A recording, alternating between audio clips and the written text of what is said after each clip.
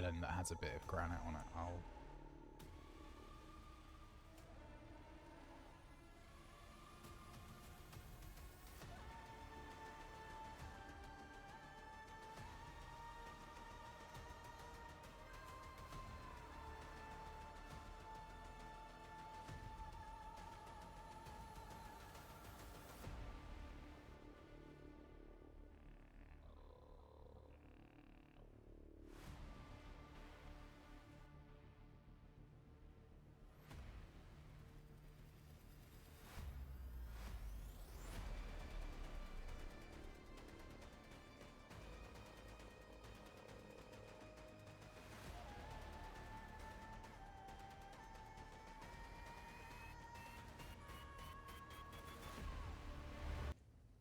Hello, welcome back to Dune Awakening. Today we're we're going to be wrapping up our challenge week. Oh, I need to mute myself. There we go. It's been wildly successful. We have managed to create every single structure, every single utility, every single storage, processing, refining. At the moment, I'm just like trying to use up as much of ore as we could get because, sorry, all the ore we got from using our carrier, because we even made a carrier and a buggy, and we've got a couple of thousand titanium left to use. From humble beginnings, this was a single room. I was just looking at one of the VODs. You can see from day one how small it started. And I'll probably do a little video of how it started, how it ended. But my gosh, did this humble little sort of 6x2 turn into something much more fantastic. And I'm really pleased with how it turned out. We managed to get our buggy, our carryall, our sand crawler, and today we're going to find out exactly how many materials we've harvested during this week. Just as a reminder, we came out here with this scout. Let's take a look at the wear on our scout. We went through an entire scanner because buried treasures were so important to getting that duraluminium that we needed. I hear someone else flying around. That's strange. Let's have a look. See where they are. Hello. Oh, there they are. Huh. Oh, it's someone trying to get my base attacked. That's hilarious. So yeah, from humble beginnings to this, it's been amazing. Let's have a quick look. I wonder if I can work out who this is, because it would only be one of a few people. No. Okay. Interesting. Are they still trying to do that?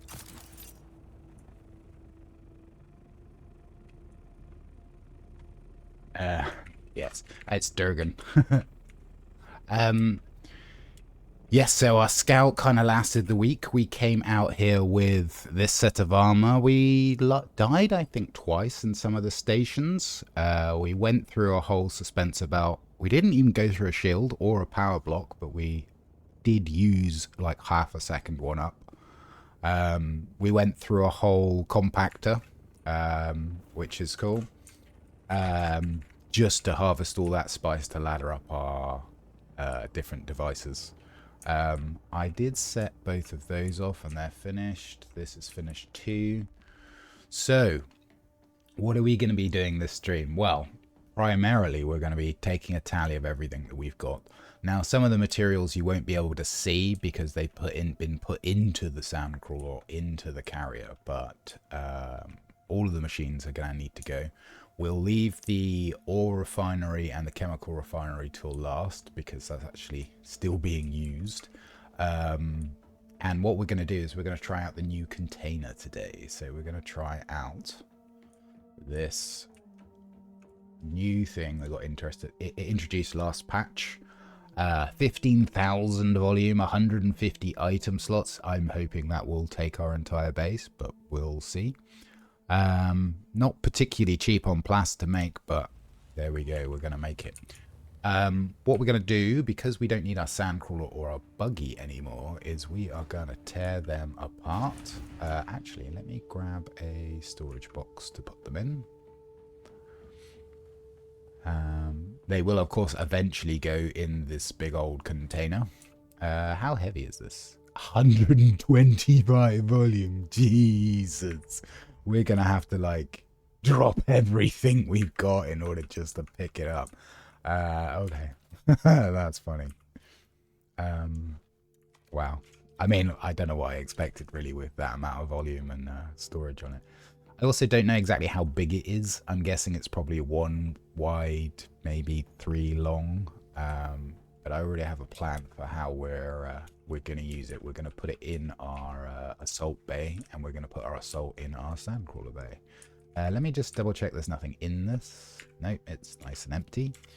We may well end up breaking our repair tool, which again, we've managed to get away with a single one, which I'm really surprised with. Yes, we've repaired it a few times. And again, it uses duraluminium, so that was a lot of digging up in the sand. But we used it a lot, not only for repairs, but we were detaching and reattaching storage all the time during this playthrough. And it's held up well. We have got the passives to make sure that our both max durability and the actual wear on our tools is lessened, which has been a boon, to be sure. Right, I think it's just the cabin and the spice tank. We are good to go. Oh, and the chassis. This might fall to the ground because it's super heavy. Nope, we're good. Put all this in that one iron locker, and it's still got loads of space.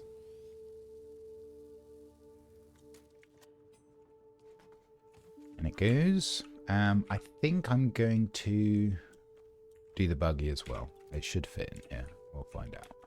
Just need to make sure I don't climb. If whilst you're carrying a movable object you start to climb, your move command will get cancelled and the object will return back to whence it came. Let's... Nope, don't want to demolish just yet, although that's going to be happening soon. Let's tear this one apart.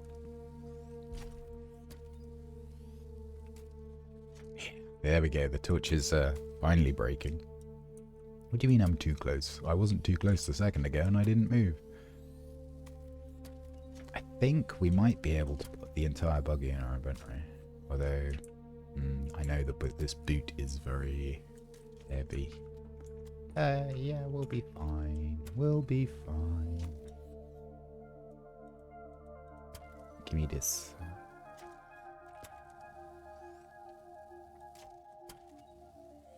Okie dokie.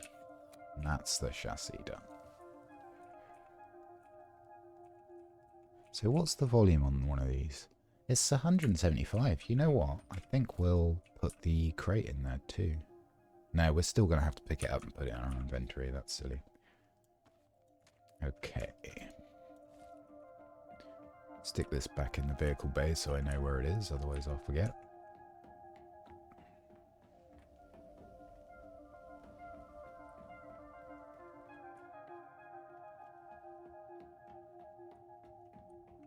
Okay, now we're going to move... Oops.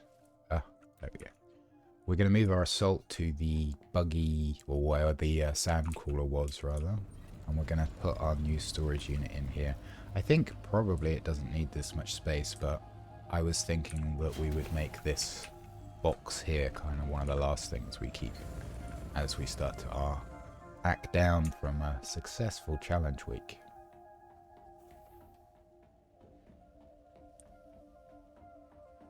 Right, I am going to have to ditch like everything I'm carrying. I can't believe it. You've got to get down to 50 storage space. Actually, looking at our inventory, we're not a million miles off that already, so that's good. This. Oh, that's full. Okay, let's use the storage upstairs. That's fine. And we need to get down to 50 weight.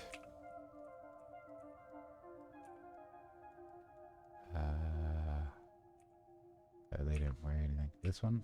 Yeah, a little bit. And missiles. There we go. Actually, we can take the water back as well.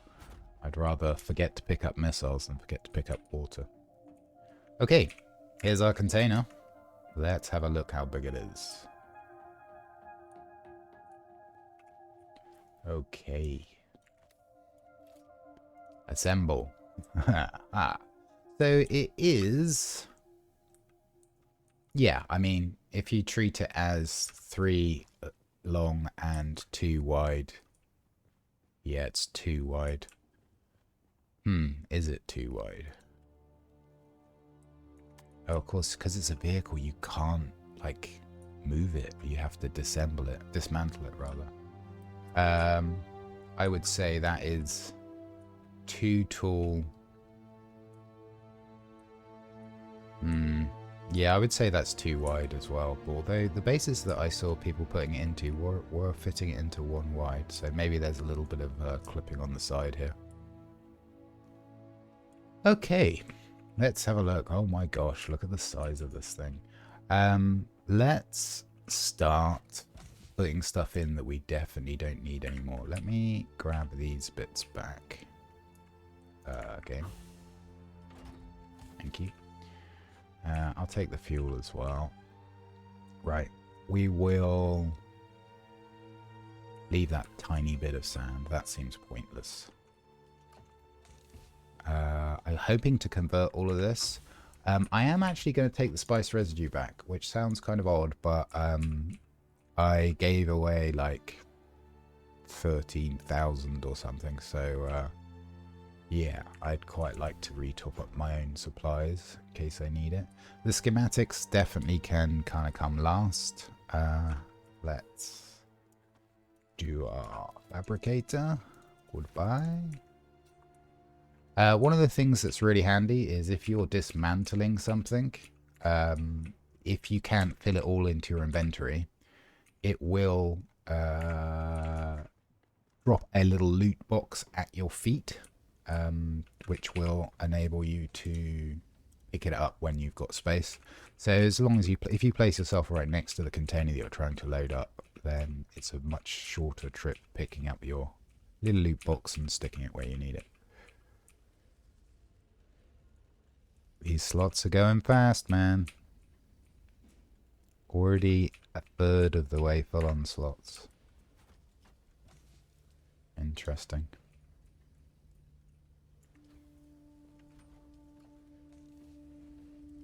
I am actually going to bring this carbon ore with us, I think. Yeah. And we're doing fine on volume. I'm not going to bring power cells with me. I'm also not going to bring this granite because I want to see how much granite it took to build our base, as that's pretty much the only building material we've used to create it. Some more residue. We can get rid of this.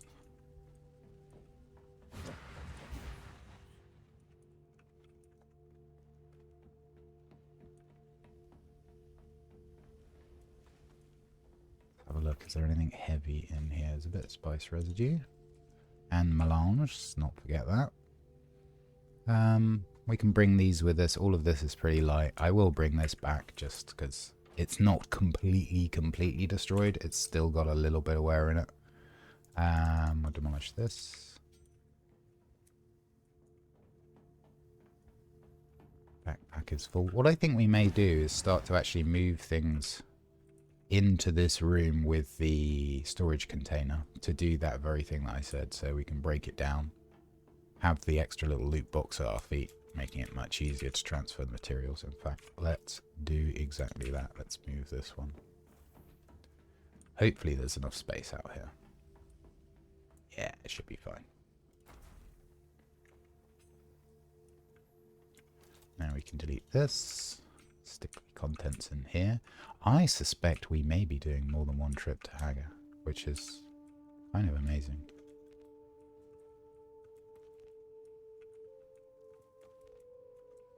We'll see though.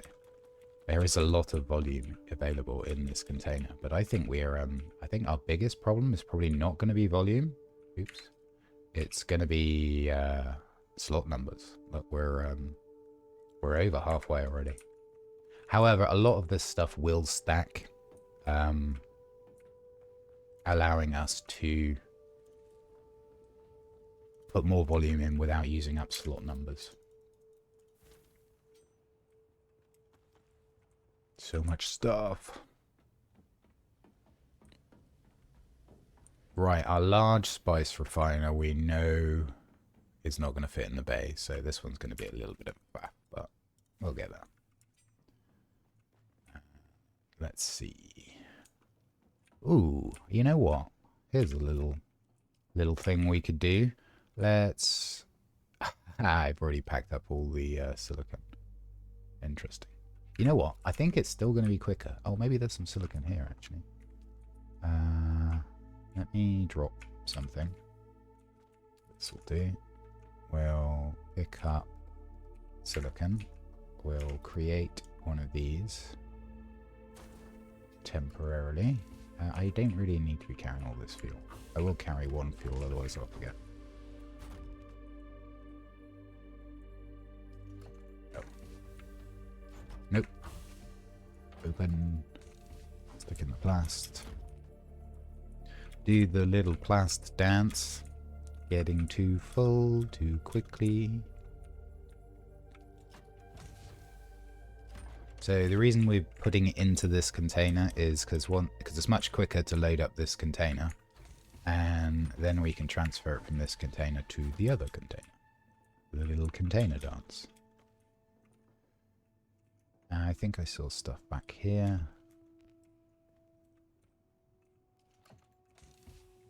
Oh, and advanced machinery.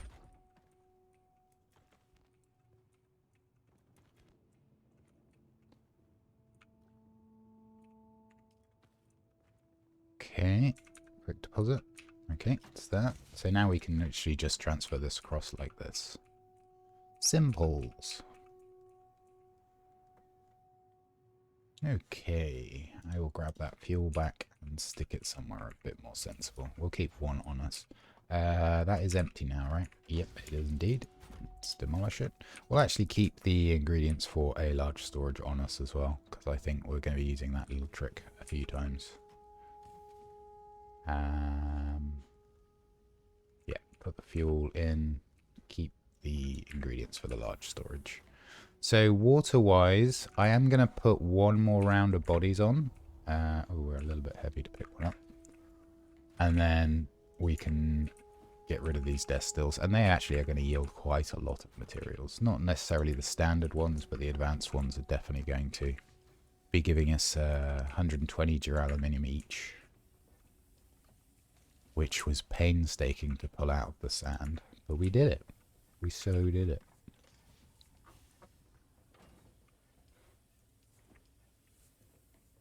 Let's grab this plast back, and what we'll do is we'll head upstairs because we know everything on this floor up here we don't use.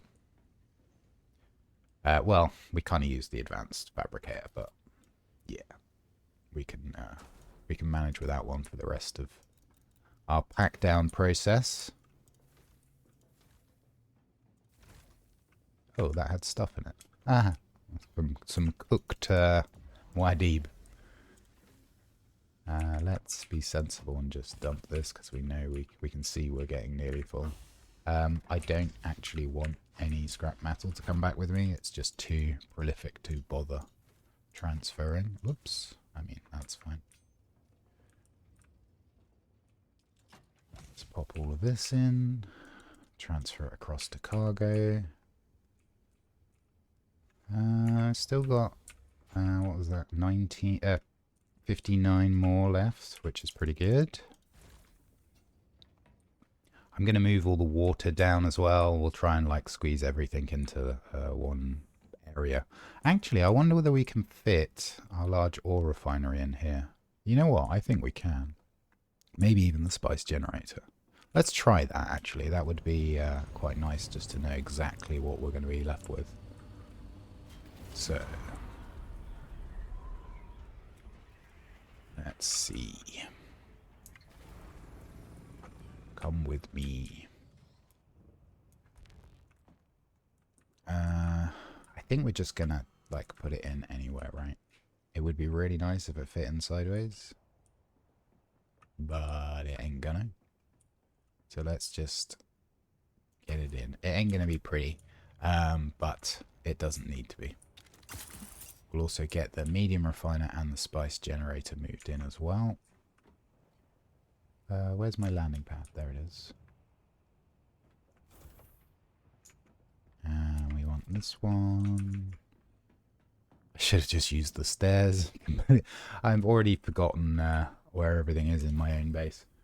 When I was doing some cross-pathing through the base, I actually got lost in my own base, which is when you know you've made quite a significant build project. Where did I put the spice generator? I think I put it in the carrier hangar. Let's have a look.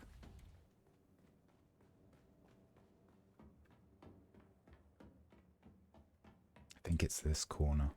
And again, what we'll do is we'll just try and load up this single hangar with the very last things that we want to pull apart. I may want to pull the spice generator apart a little bit early and see if we can get by with basic power, because it actually has resources we kind of want. And now let's see if we can in a very ugly fashion, just jam in our assault on top.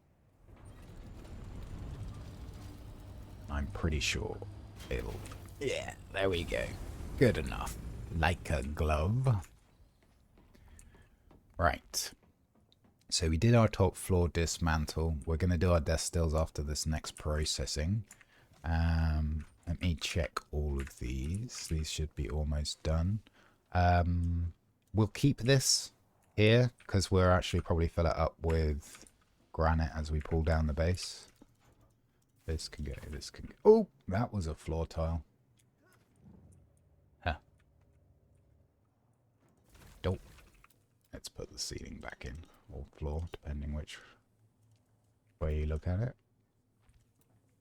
So this will be our granite box. See, what else don't we need?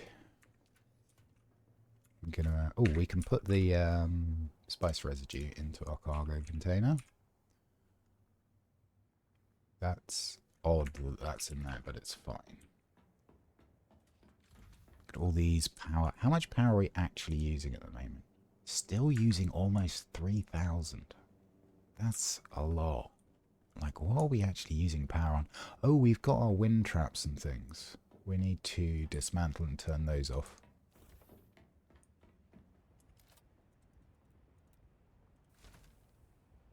Oh, that filled me up. What am I heavy on? Oh, aluminium that I just got from the boxes. That's fine.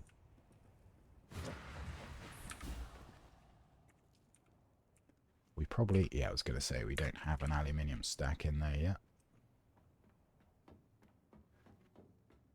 So, as a reminder, everything that you see we're picking up here, all of the materials, all come from this week in the deep desert. We didn't take anything from Hagga other than a loadout and a scout. And we've got a lot. I'm looking forward to taking a look at the final tally.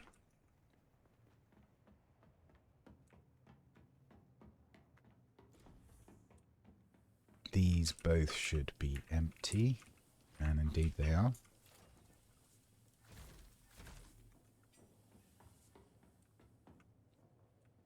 I think it's just water storage down there. We're going to need our carrier in one piece. The schematics basically weigh nothing, so are not worth packing down. God, we've almost done it already. That's kind of nice. We're going to leave the titanium and the stravinium. Let's see if we can compact that down a little bit, though. And we'll put them all in at least one box. Yeah, I think it'll all fit. This one. Oh, it's going to be tight, but yeah, I think it'll work.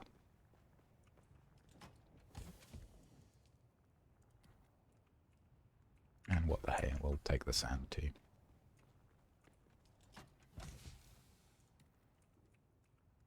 And actually, I think... Kaboom. Spice explosion. Let's have a look. It looks like a little one to me. So that's empty. We will demolish that. Oh, our vehicle manufacturing stuff and our actual vehicles. So these can all go to... My gosh, we are going to run out of slots real quick. Even with this giant container. You can see that here, volume-wise, like it's massive. I'm not even sure... I'm not sure what you could put in. See, these are 250 volume each. Like, it would be really hard to max this volume out, I think. Let's demolish this. Stick all the heavy stuff in here. And then we can transfer it straight across to... Weather alert. A large sandstorm is approaching. Thank you, Sandstorm Lady. Backpack. And we can transfer it straight across the container from this container. And we'll blow this one up. And this one. So everything else that's kind of granite and scrap metal, we're going to do is a, like proper tear down the infrastructure stuff, the building itself. So how are we doing on power now? Still loads. Oh, wind traps. I kind of want to get rid of our wind turbines outside. We've got plenty of extra power, so I can do that, but it's going to drop a load of fuel on the ground, but that's okay.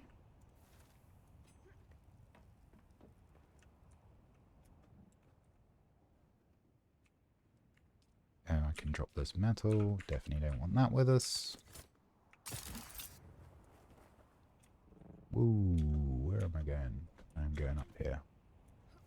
Hopefully there's not too much, and there's not, which is great.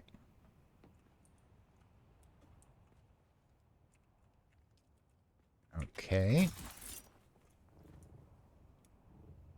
Now, one of the things I'm going to need to do is actually prepare the Hagga Basin base to accept our new container. Because... I'm going to move this, actually. At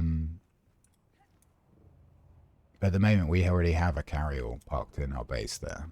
So maybe what we have to do is build something specifically for our container. Let's see, can I stick this in here? No. We can put it downstairs at least. Should be fine. Or not. Oh, I saw... There. There we go.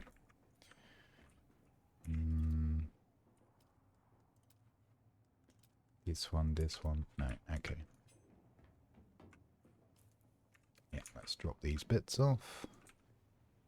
And I'd rather have to just run up the stairs and fly up and down from the roof to dismantle this thing. And it does use a lot of materials. 110 duraluminum, which is quite a bit in terms of weight. What else did we get? And just a little bit of spice.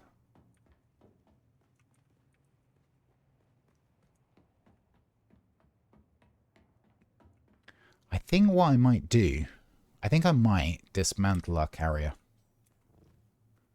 And what we'll do is we'll bring our carrier from Hagga out here. Because I do also want to build something to take our storage unit at our base back in Hagga. So we'll do that. Let's get it packed up and put into the storage box itself. So I want the welding torch. Ooh, which is almost broken. I'll need to retrieve enough materials to repair this. Which I think is just duraluminum and cobalt paste. Okay, so we'll just grab a bit of dur.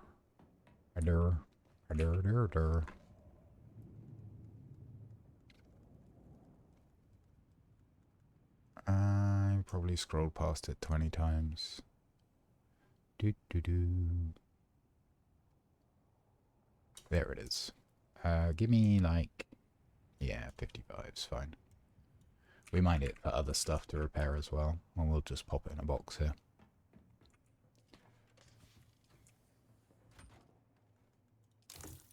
Yeah, this welding torch is getting very close to the end of its life, and it may well die before the end of the day. We'll see. We want to detach. We're going to lose a bit of fuel from this, but hey, fuel is just water and fuel cells, so...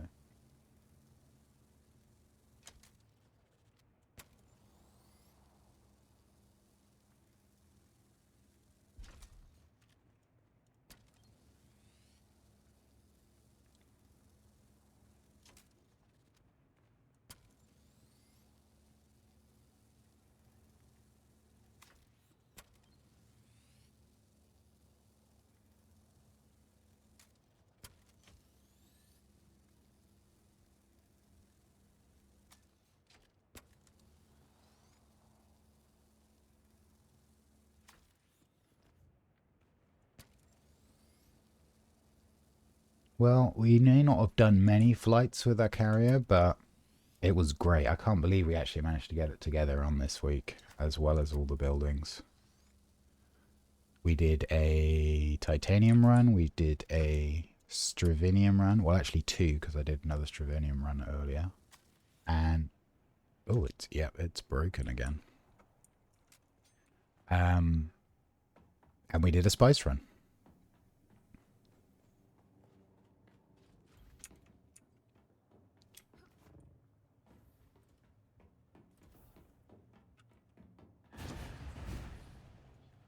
Kind of feels weird putting a carrier inside a carrier box, but it is what it is.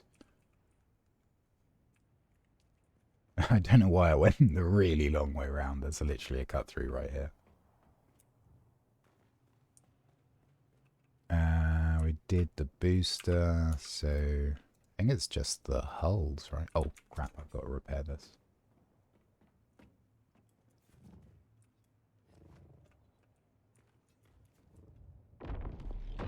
Another spice explosion right outside our door. That one seemed maybe even a bit closer. You see it? No. Well, I won't be distracted by shiny purple stuff for once in my life.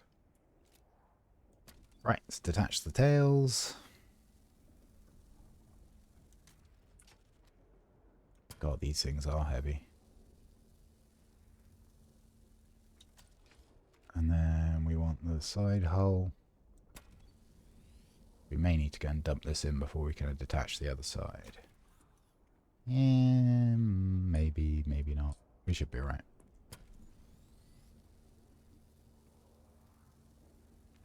Yeah, we're good. Okay, that did drop down to the ground. And it looks like the one on the other side did too, so... Need to be careful we don't lose it. They're rather expensive bits of equipment. I saw something on the floor here. Yeah, there we go. What is that? Oh, that's one of the blades. Whoops. You should be able to fit this chassis in. Detach the main hull. Oh, right, yeah. Roger, roger.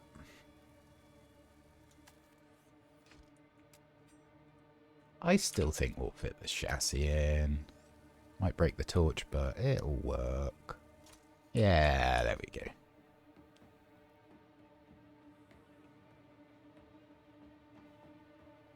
So I did a bit of play with a friend called Exia. Thank you for the follow and the prime, by the way, Exia. I saw you did that. Very much appreciated. And I popped back to Hagga and dismantled the assault that I had there so we can at least land our assault. Because that's going to be important that we're able to do that. Let me check the times on this refining. This is, call it an hour and a half. This is, great, okay, yeah, we're going to be fine. How are we doing for power consumption? Like, nearly everything is broken down now. It's still massive. Like, this is how much? 350 plus 500? No, so 700 there. Where is the rest of the power being used? I don't think we need this anymore. don't need a prudent store there, that's fine. Like, what else is using power? We've got 3 pentashields, sure, we've got one here and... Oh, we've got one over the buggy bay, that can go. And a prudent store, which we don't need.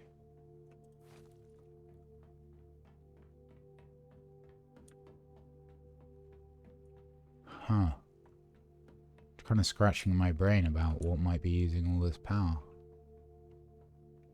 Also, maybe we move everything into this hangar, this big hangar. It kind of makes sense. I want to actually have a look from the outside and see, remind myself how I've done the foundations from out there. See how practical it is to keep that, or whether it's actually kind of attached to the main base. It's got foundation. It's stable on its own. Yeah, let's move our assault and other bits into that large hangar. It does make more sense.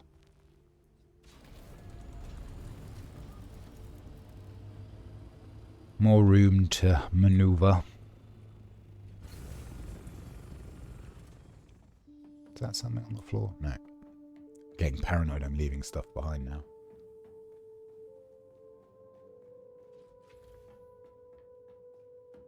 So we want to take this for another little walk.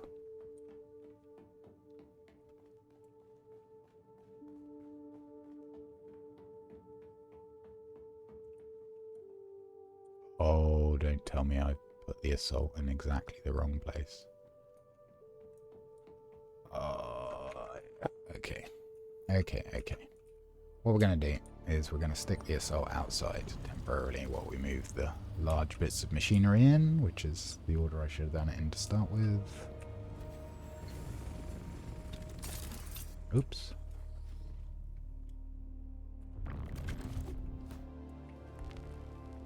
Okay. You. What? Did I bug it? No. I did bug it. Okay. That may be fixed by a relog. We'll have to see. We may have to zone. Yeah, it's a bit finicky. I've had this bug before when I've been helping a friend move their base. We'll see. I think the server thinks it's in 2 locations at once, so it can't move it at all. Let's see, maybe moving that last one helped. No, it did not. Damn it. Okay, we'll try logging out to the menu. I'll need to park the assault back inside before we do that, just in case.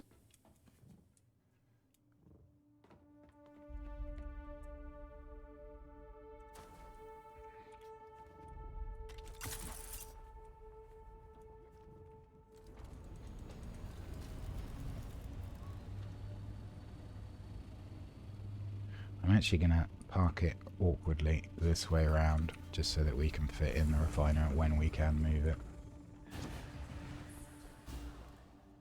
Are we still using gargantuan amounts of power? We sort of are, really. I'm still not sure what's using all the power. This must be the pentashields, but I didn't realise they were going to be... Yeah, we still can't move it. Let's try exiting to the menu and coming back in, see if that sorts it. It may be that we need to wait for our character to exist on the server. Like, log itself out. Quite like this boss armor, man. I'd love to get hands on that. That's almost... That's kind of still suity. Although, yeah, no, maybe not. The mask looks kind of a bit too... is it Spider-Man villain? The one with the fishbowl on his head. I forgot what his name is. He was in Homecoming or Coming Home or whatever it is. Oh, I've got the brain fog today. Okay, that's usually a good sign that something's reset. It bloody hasn't, though. Okay, well, fine. We could destroy it and rebuild it, but I really don't want to do that. Let's move all of our storage. We'll move our death stills into this bay as well. I'm going to put this... Yeah, I can go over here.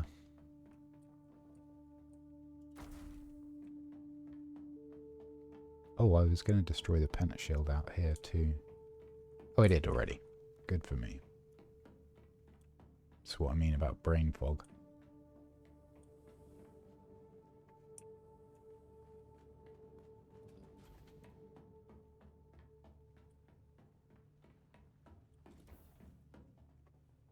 Yeah, we'll move this one and the death stills. I wonder... No, we'll just put them at this end. It's fine. Or not, because the assault is got its wings open for no good goddamn reason. There we go. Oh, and death stills. Again, I managed to make my base so big I get lost.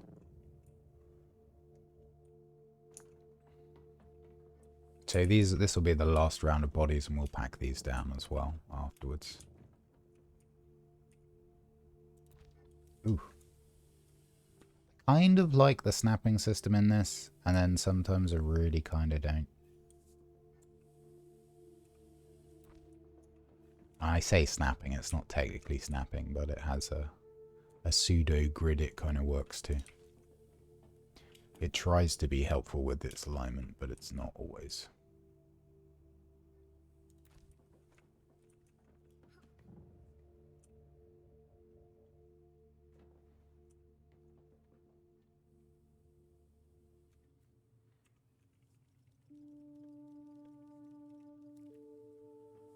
That was Durgan asking if, do you know if they've decreased the change to find irradiated slag? I don't think they have. I think it's the same. Why is this? What's blocking? Oh, it's the floor, the wall tile. I'll show you in just a sec. So it's actually this little spiky bit which is coming from the wall below.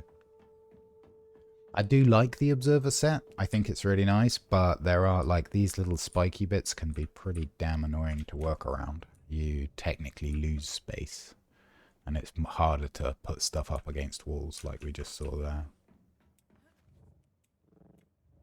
But we'll make it work.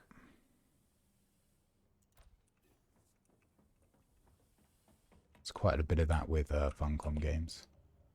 We'll have fun despite... despite how it's programmed.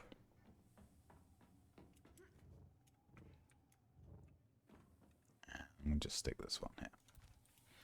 Okay, so that is the death still place finished. We're still using absurd power, right? We do have a lot spare.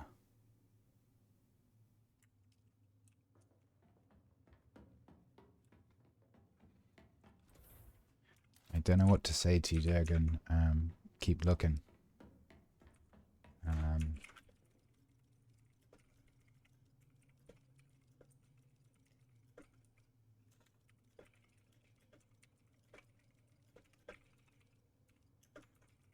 Maybe it's just some bad RNG.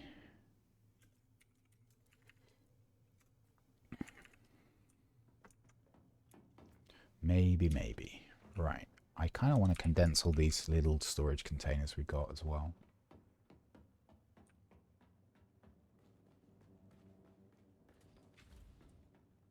There's another one. We'll move you.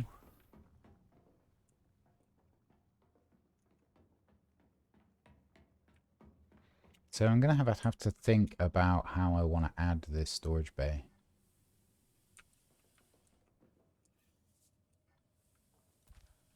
I've not really paid attention to which sectors I found it in.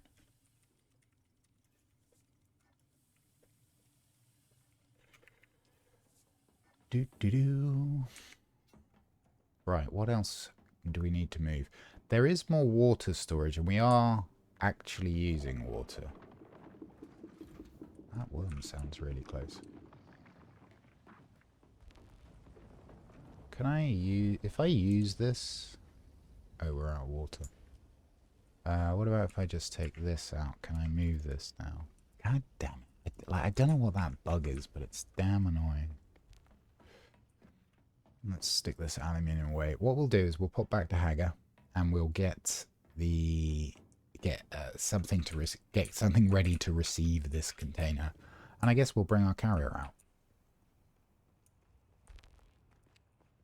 This is quite a lot of weight, so we'll keep this container. I will, however, move it to the main hangar.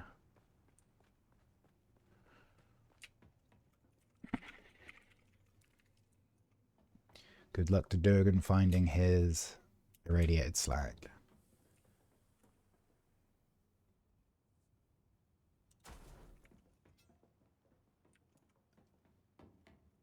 And there's PJ chiming in, letting him know.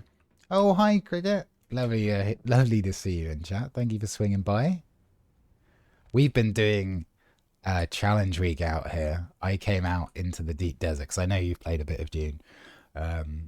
We came out in the deep desert with a loadout and a scout, and we made everything, like every single building, the large spice refiner, the carrier, the buggy, our own assault. It's been epic. You've missed an epic week of duning.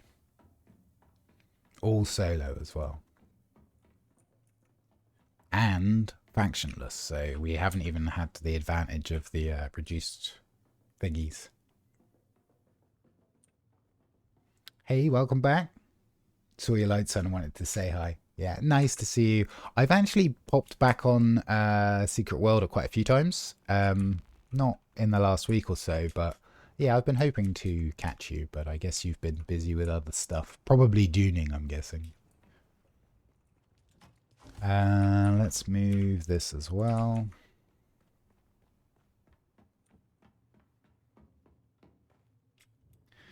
Yeah, welcome back, Dobblers. Thank you for coming by. Hope you're having a good day. Are we getting excited for Crisis yet? I mean, Christmas. No, I do like Christmas. I had many amazing Christmases growing up. But now I'm an old man. It's just another day. I do make sure I wear some silly socks on the day. I make sure I watch a Christmas movie like Die Hard. Die Hard is a Christmas movie. You can't change my mind. But yeah, I'll just kind of be curled up on the sofa. I'll probably spend a day watching TV, which I very rarely do.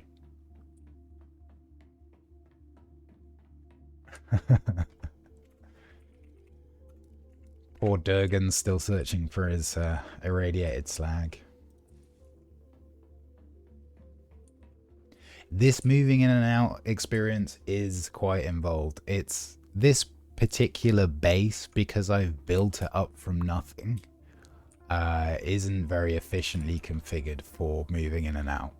So next week, we're not going to be doing challenge week. We're probably going to be a little bit less streaming, but we're going to do a build day tomorrow, and I already have a idea for a Christmassy base percolating in my head. So I will imagine after this stream I will be doing a little bit of experimentation. I'm not going to create a base, Solido replicate it, and then just build it out here. I want to kind of build it on the fly, but I want to test out a few ideas I have. I'm hoping this moving bug with this refiner will resolve itself when we go out to the world map. Yeah, Christmas base. Let's go. I'm also going to be on Secret World giving out some goodies. Honestly, probably Christmas Eve. Because Chemish still has a whole load of stuff in my inventories to give away. Including a third age AR. I think it's of Alacrity, but it's still one of the best ARs, even with Alacrity on it. And a Witch Doctor's Hammer of Destruction, which is kind of a rare thing. I don't think they've put the chests in that provide the Witch Doctor stuff for ages, so I'm trying to make sure they find a home. And a few other things that maybe they're just nice skins or whatever.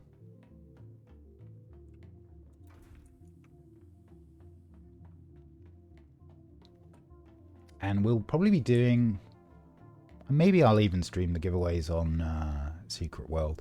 We're going to definitely doing a little bit more variety streaming moving forward. I want to keep Dune for at least like 2 days a week doing streams, probably the base build and a like what's out here in the deep desert, do like a tour of all the points of interest, sail all the stations, that kind of thing.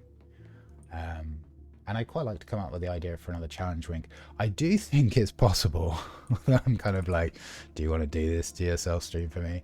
I do think it's possible to come out here with nothing. So we could come out here in a Mark IV Scout, completely naked, throw the Scout into the desert and see how far we get. Like, it definitely wouldn't be easy, but I think it would be doable. Oh, it's my pleasure. Honestly, Cricket, the Secret World community remains to this day my favorite online bunch of crazies. They're my favorite kind of crazies. Just such a sterling community. And anyway, it's an old game. I still think it kind of holds up. Maybe that's a bit of copium. But if you're looking for just like something you can run around with, a small, close-knit, friendly bunch, you really can't go wrong with Secret Worlds Legends. It's lovely.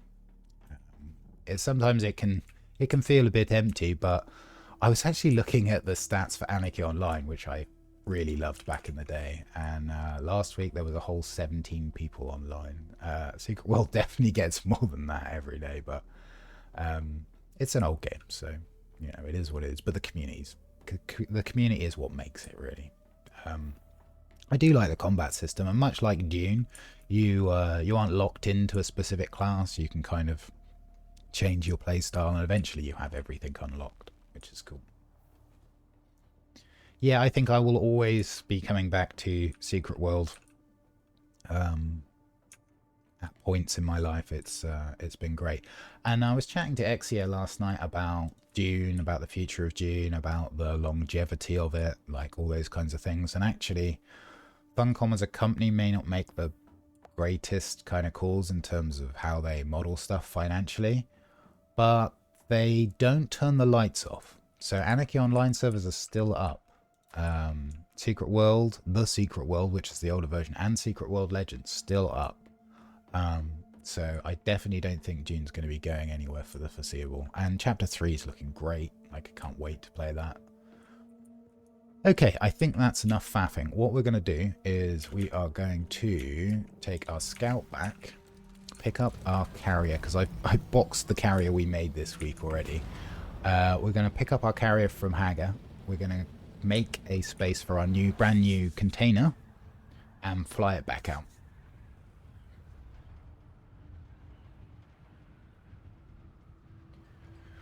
The bit that I'm really looking forward to with this base teardown is the actual teardown. There's something quite cathartic about just tearing it all down.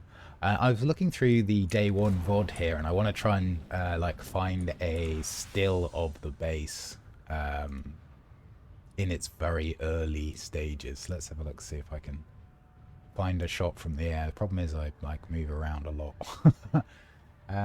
Look up.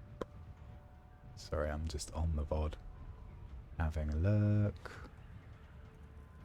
Let's see, let's play it at 2x speed.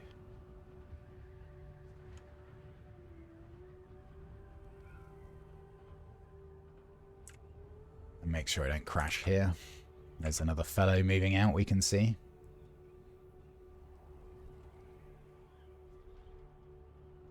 How did the basic build pieces hold up? Oh, okay, so because I don't have a faction, much like in Anarchy Online, I am neutral but level 200.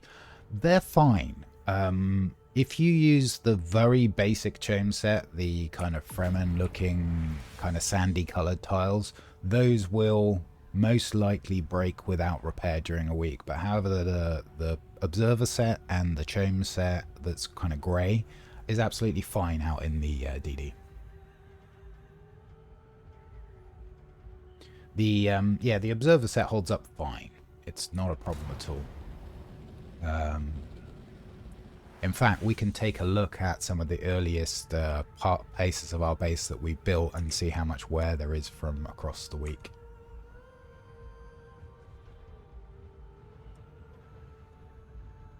Oh, I think I found a still of the base.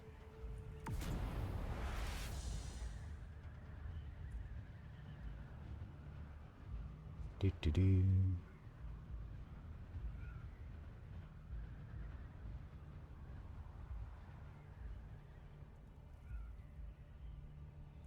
Yeah, okay. So, at the end of this, before we start the teardown, I'll show you a before and after of how our base started, how it ended. Yeah, I really like the observer set. I think the look is very good. The new roof pieces with the little windows in them, absolutely love it. Love the new railings as well. They're fantastic. They look great. It's a shame they couldn't give us a full set of railings, but hey, Funcom. You get the horizontal with a dip in it, and you get the steep incline railing, but you don't get the shallow incline railing because reasons. We also don't have any triangle pieces, etc, etc. It's very strange the way they've done the set. So the deluxe set, very trimmed down build set. The Dune Man initially extremely trimmed down, and then they expanded out to be bigger, but not as big as the Chome sets, because there's effectively 2 Chome sets, which are exactly the same, just different skins. And although the Dune Man is like 72 pieces, from what they said on the live stream, there's no triangle piece in that either. So it's kind of like I crave consistency in a lot of my building tile sets, and it just isn't there.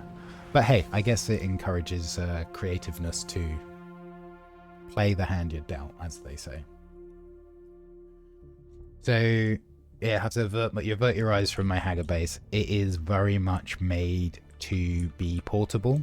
And one of the things I thought might be fun towards the end of the stream is actually try the base backup tool. I built a a gigantic toilet base for a friend of mine in another siege, and he was very keen for me to move to a siege, so maybe we'll do that at the end of this stream as well. I kind of designed the toilet base out in the DD one week. In fact, if you look on the Discord, share your base design as one of the threads, and if you search for the user Chemish on there, you'll find some of my previous DD bases. Not all of them as silly as the toilet base, but there's some great ones I did. I was really pleased with the Sands of Time, and I did this giant kind of tree of life with roots coming out of it. It looked awesome. Maybe we'll actually find some pickies of those as well, and I can share that.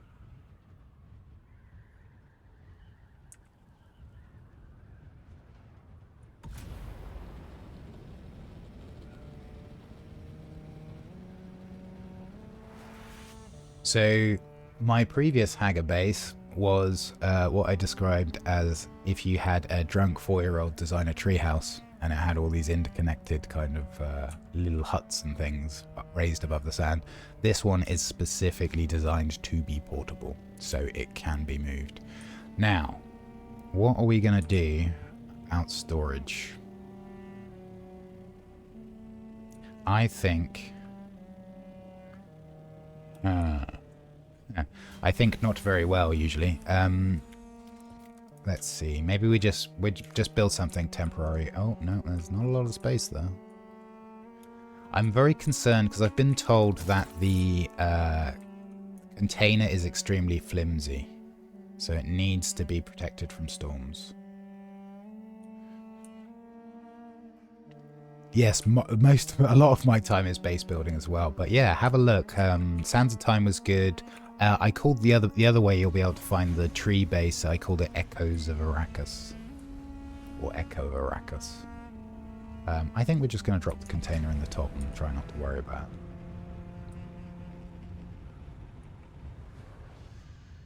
it. Yeah, I'll see if I can find it on the Discords. This one, then share your base design, Chemish. Oh, It's not actually coming up under. Ooh, I should not be tabbed out while driving the Sky Potato. It's a bit of an expensive thing to break. Also, I don't have much fuel on me. I am a dingus of the highest order. Can I? Oh, that's kind of annoying. Oh, I know. I will have put it on my Fremen Discord. Yeah, here we go.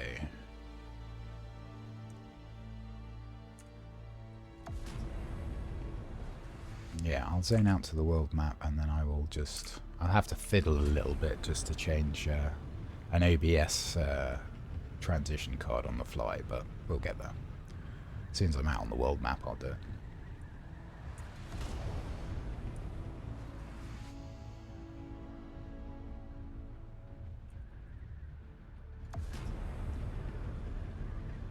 Bunk.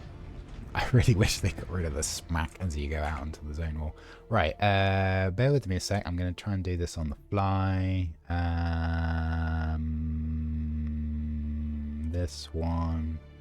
Yeah, it's going to look funky for a second. Just bear with me. Oh, yeah, total professional here. Don't worry about me. There we go. And then I want to do this. I want to remove, yes, add element, oh, not element, add a doodad, which is a window, add a new one, and it's going to be Discord. Right, bear with me. Let's make this actually fit the screen. There we go. You know what, that's fine. So yeah, so hopefully, let me send this to the back. Nothing like professional, and this is nothing like it. There we go. Okay, so yeah, this is the Echoes of Arrakis base, which I think looks great. Like, look at the way we did the roots. Got the little doodad in there. Some hanging bits at the bottom. It was really nice. I should have taken a shot during the day. Even the base has a load of roots. But that was a fun build. I really cooked with that one. What else did we do? Some lovely parking. This is how my assault was parked in our Hagga Basin. The nose right in it. This was fun. This was out in PvP land. I made a little fighting pit. I really enjoyed this one. Didn't really get to fight many people in there because no one was up for it on our server, but that's okay. And then this was the Sands of Time build, which I really liked, with my signature M for Malice, which is my character here.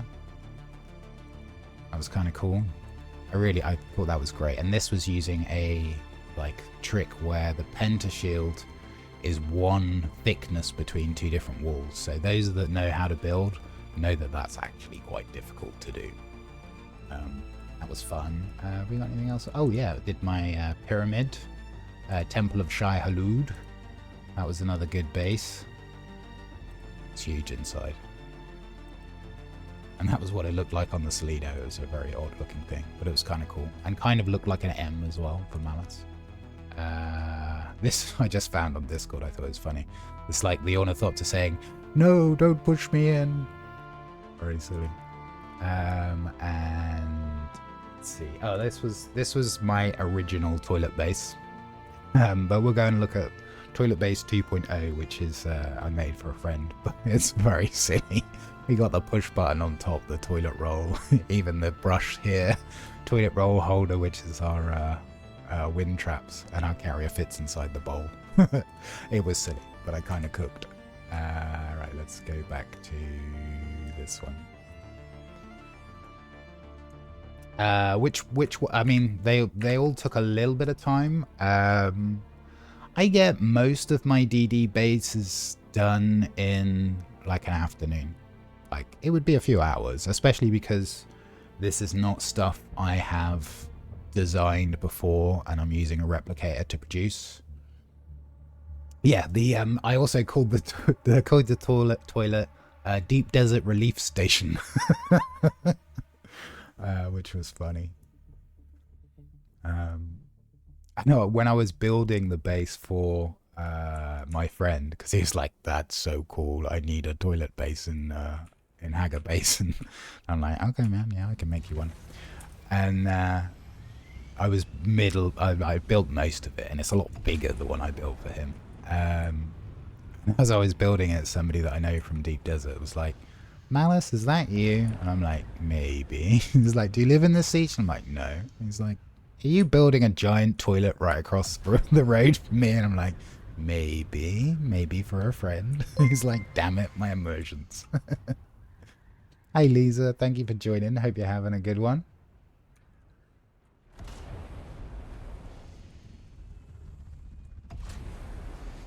I'm relatively locked in. We've had an amazing week here. We have done a challenge week where we've come out with a loadout of gear, and we had a scout with us, and that was it. We brought no materials. We built everything: the large spice refiner, the large ore refiner.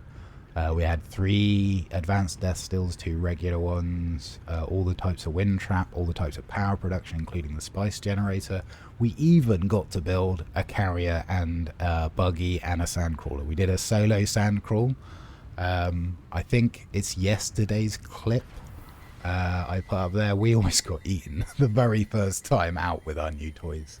The moon here, the moons, I should say, are beautiful here. It's a bit of a foggy night, so you can't see many stars, but sometimes the starry sky is stunning. Even the Highliner up here looks epic. So this is a Highliner operated by the Spacing Guild, which folds space. And I dare say we'll be hearing more about them as things progress. Oh, here we go. The stars are starting to come out. Just as I said, it was a bit hazy. But yeah, this game's beautiful. And honestly, this kind of gliding through over the dunes, it's still, like, I am an ungodly amount of hours in, and it still doesn't get old. Like, I really enjoy it.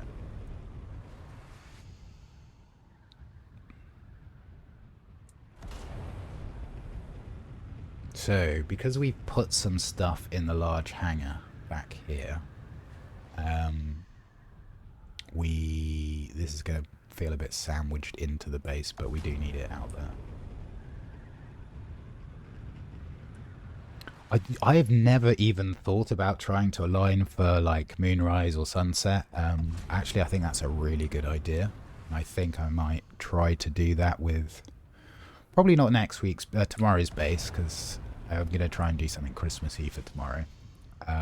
Or Merry Crisis, as I've been saying this year. And maybe the week after that we do something that's just going to be a really pretty base, and we orientate it to get some really nice screenshots of sunsets and that sort of thing. Do some nice things. But tomorrow, I think, yeah, I'm going to do a little bit of braining after the stream today, a little bit of testing out on Hagga, and see if we can pull out a special Christmassy build for tomorrow.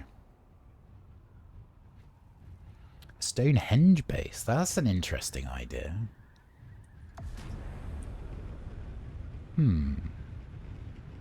Have to think about that. The problem is because we only have 90-degree angles to work with. Well, actually we get some slopes, but that could be a bit tricky to make look like good. You'd probably have to do the henge as it was rather than the henge as it is now. But that's an interesting idea. I could also perhaps do like that street in New York. I think it's New York, which lines up with the sun once it, whatever it is. And we could just do like a street with loads of buildings in it. Because you can make, the maximum size is 2x3 staking. Which is enough to do like a street. I did do a little village one week. I don't think I even bothered screenshotting it. Oh no, I did. Yeah, it's on the Discord somewhere. Yeah, you'd use triangle foundations to make like a approximation of something that's round, right? Much like I did with this carousel bit, I'll do a little flyby. This is where we put our spice harvester. Spice refiner. So we kind of cooked this week. From very humble beginnings, like a 2x3. Not quite a box, because I've avoided boxes, to this kind of monolithic fortress we see. But I kind of like this little carousel looking thing. That had our large spice refiner in it. This was our Sandcrawler Bay. And we're just going to jam this in here. It's going to look ugly. Don't worry about the paintwork. It'll be fine. It'll buff right out. It may eat our assault, but it's fine. It's fine. Yeah, I've been pleased with this week's build. It's kind of a shame that you're seeing it as I'm tearing it down. Now, one of the things I wasn't able to do... I'm still not able to move this. God damn it, game. So there's a bug here. What I probably need to do is log out on the overworld map. In order to get my move functionality back. That was quite a bit of water that came in, so maybe one of our death stills is finished, in which case we can tear it down, put it in the container. Yes, which means these... Oh. It's like 6 minutes in between. Oh no, here we go. Yeah, these ones. Let's move them. So, a little tip when you're packing down, I'm sure most people already know, but if you move something close to the container you want to put it in before you destroy it, if you can't hold everything, it'll drop a container on the floor. And if it's right next to the thing that you want to place it in, then it's going to save you a bit of toing and froing. If they have a turn on full collision, nothing I own will survive. If they have a turn on full collision, like my repair bills for my ornithopters are going to get astronomical, because I can fly, but I'm not the best. And if it doesn't have wings and I'm piloting it in the game, my god, yeah, it'll just be rubble. Right, so goodbye advanced death stills. These were hell to make because there is no jasmium out here, where you use aluminium ingots and jasmium to create duraluminium. So the only way to get duraluminium out here is from buried treasures. And my god, did we pulled up a lot of buried treasures. But what I can say is absolutely every material you could need is out here in the DD. So you don't actually need to bring anything from Hagga with you. Yes, it's much more sensible to do so, to launch full production immediately, but this challenge week has proved that you can do it just with a loadout. And as I say, we may even do a run where we come with no loadout. We'll come in a Mark IV scout, throw the scout into the sand when we arrive, and just see how long we can last. If everything goes really wrong, we can always go to the taxi driver and beg for a lift back to Hagga. Right, I just need to do a little mental stock take of anything that might need to go into this container. I guess, I mean, we've only got 15 slots left, which is kind of funny. Let's see, there's probably some bits and bobs in some of the smaller storage boxes we can use to fill that up. Because if we're going to make the journey, let's make it fully laden. We don't need this. We can take these. I'll take this as well. I think I heard somebody visiting our base outside. I'm going to leave this here just for repairs. I think all of our water storage is going to break down into something we can carry. Actually, what have we got? I think we've only got 2 regular death stills left, so let's pack all of this up.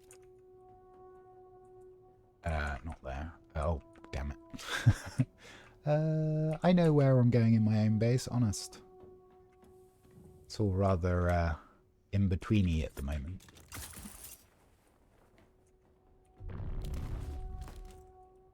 Okay. Yeah, we should be able to trim down to just having 50,000 water storage, and that will be enough to carry everything inside the death stills. Let me check. Yeah, this is completely overkill at the moment. Ooh. Yeah, that's fine.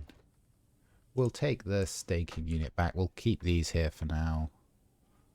This can come, this can come. We actually used blood in the early parts of the week, and the advanced blood extractor, like, not the worst.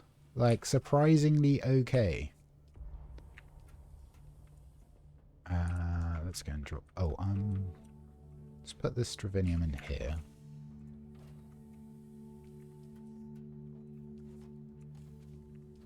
And then we can get rid of this. I'm just trying to organize inside my brain, and my brain is not always my friend.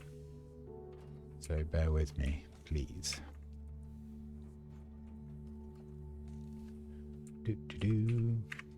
Okay. We should just have, like, yeah, a couple of minutes, and then we can deconstruct those.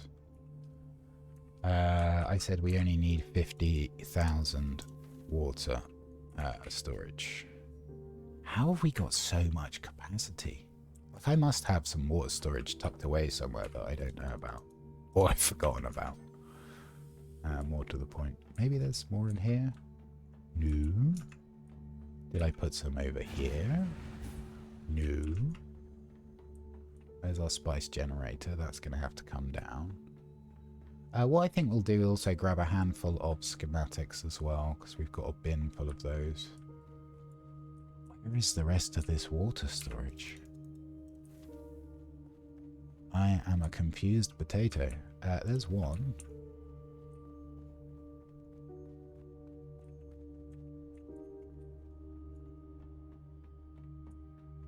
Okay. Did I leave any upstairs? No.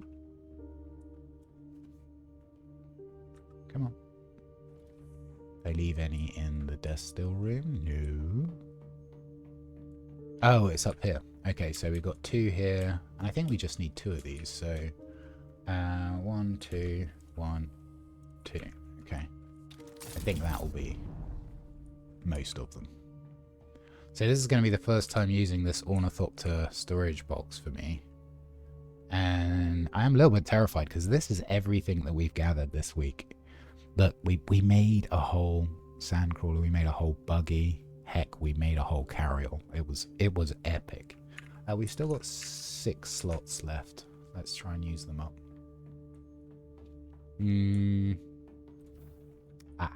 I know what we could put inside. That's going to weigh a fair bit. Storage. Okay, 5 more slots. Let's go and just grab some schematics. If we need to do 2 assault runs for the rest of it, we will. I'm kind of curious to see how much granite we've used to produce this building as well. So when we do our final teardown, we'll do a tally of granite as well. That's a lot of stuff. Right, let's just put like 1, 2, 3, 4, 5. There we go. That is now full, and we'll grab as much of this as we can. That we weren't particularly going out to... we'll be alright. We weren't particularly going out to grab schematics, and what I have been doing before the last stream that we saw from Funcom is... Just check for a storm. Nope, we look okay.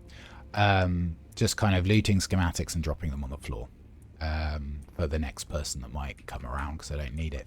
But they announced that you can recycle your schematics for some sort of material which you can use. So back into being a loot goblin I go, and we're picking up absolutely everything between now and chapter 3. You probably missed it as well, Cricket, but I did a giveaway here on Dune. Again, we got really lucky on our server. Martajos, EU, great bunch, fantastic. There were some sky bozos, as I referred to them, but most of them have moved on, which is great. But a great community, so I thought I'd do a giveaway, and I got every single Plastinium schematic, excluding the ones from Landsrad. 1,000 spice infused plast, 1,000 spice melange, 1,000 plastinium ingots, and 1,000,000 Solaris, to 4 different people and did a giveaway on a live stream. It was great. In fact, one of our winners, I think, is in chat at the moment, which is nice. And they were all really nice people that got it as well, which was lovely. That was a bit of fun. It took a long time to get 4 of every schematic as well, because that was, most of that was done at the time when loot was rotating on a weekly basis. Yeah, they were all very appreciative. One of them, like, he turned out, he's like, it's alright if my friend helps me move the stuff. And I'm like, absolutely, man. Like, it's yours. Do whatever you want with it. And they didn't even take many schematics. Like, it's kind of a little bit sad. But they found their way to other people as well. Ah, you're more than welcome. It's my pleasure. So I think we had, it was PJ, Tio. I forget. My brain is not braining well today. My gosh, the sky potato is so slow when it's ladened.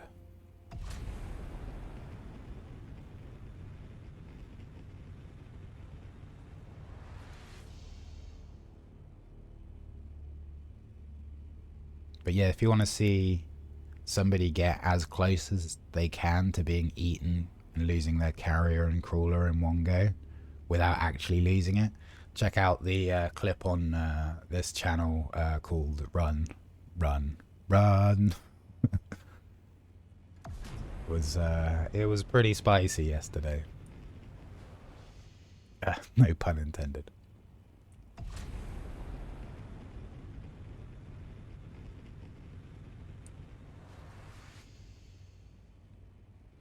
Today is so much chilled. Oh yeah, solo spice harvesting is like one of the sweatiest things you can do on this game. And I think at one point, because they've been adjusting how worm aggro happens, I think at one point it was almost a guaranteed death sentence when they had the 50% reduced breach time and it would breach like inside the crater, and yeah, it was terrifying at one point. Yes, so that's a really good point there, Doblos. If you're still on the path to getting to level 200, every week in DD you are awarded 100 XP for scanning sectors, so just going out there with a probe. And if you go out with a friend and go on the roof of their Thopter and take turns, you don't even need to find the high points. You can just get inside the sector, fly up, hit your probe, boom, XP. The other thing is Dune.gaming.tools and Method.gg both have very good maps of the DD each time the layout changes. If you go, you don't need to go into the points of interest, but if you just go close to them, you also get 100 XP. And if the cave has like 2 entrances, I think it's like 200. Same with Rex, same with stations. Like, you don't have to clear them. You can literally just fly your Thopter close enough and boom, you'll get a load of XP. And the stations in A-Row don't change location, so you know exactly where they are each week, and that's just free XP. You will also find that if you are still collecting the, what do they call it, intel points, that the A-Row station, well, all stations refresh your ability to loot that intel after the wipes each week. So it's a very easy way to get all your intel filled up. That being said, if you are still leveling up, if you are still gaining intel, enjoy Hagga, really. Like, it's fantastic. The pacing of it there is great. I absolutely prefer it to the Deep Desert, but once you have both a bit of combat experience and a decent weapon and a decent shield, pretty much all the fights in Hagga become trivial.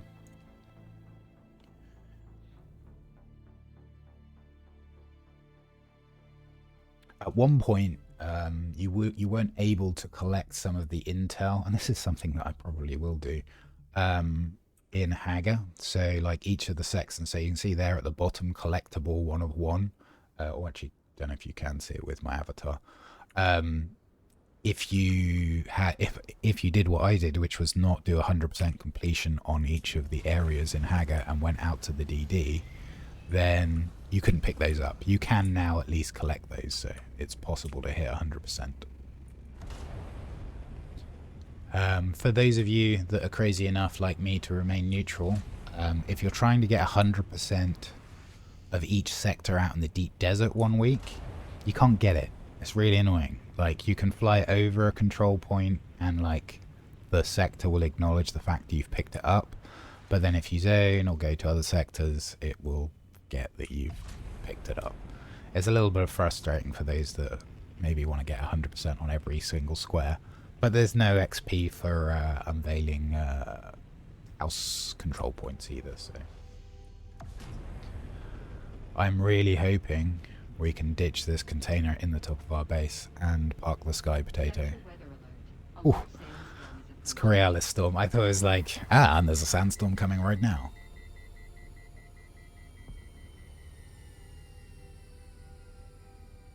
So we've got a couple more things to break down in DD, like the large spice refiner and the what was it?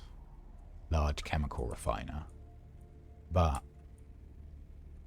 oh, can I not drop this while I'm overheated? Ah, interesting. Today I learned. Right. Let's try and center-ish. Now, question. Will it fit on top? Oh my god, that's yeah, that's deeply unhappy with me, isn't it? Let's get this thing unloaded. Oh, it's doing a little jiggle. Jiggle, jiggle. Right, so let's do alphabetical and do a little stock take. So, 188 advanced machineries, 170 allium. We've definitely went through a lot more aluminium than that. A Mark 6 buggy, except for the engine, which we salvaged. 167 ballistic weave. If you're an armor user, that's a pretty good haul.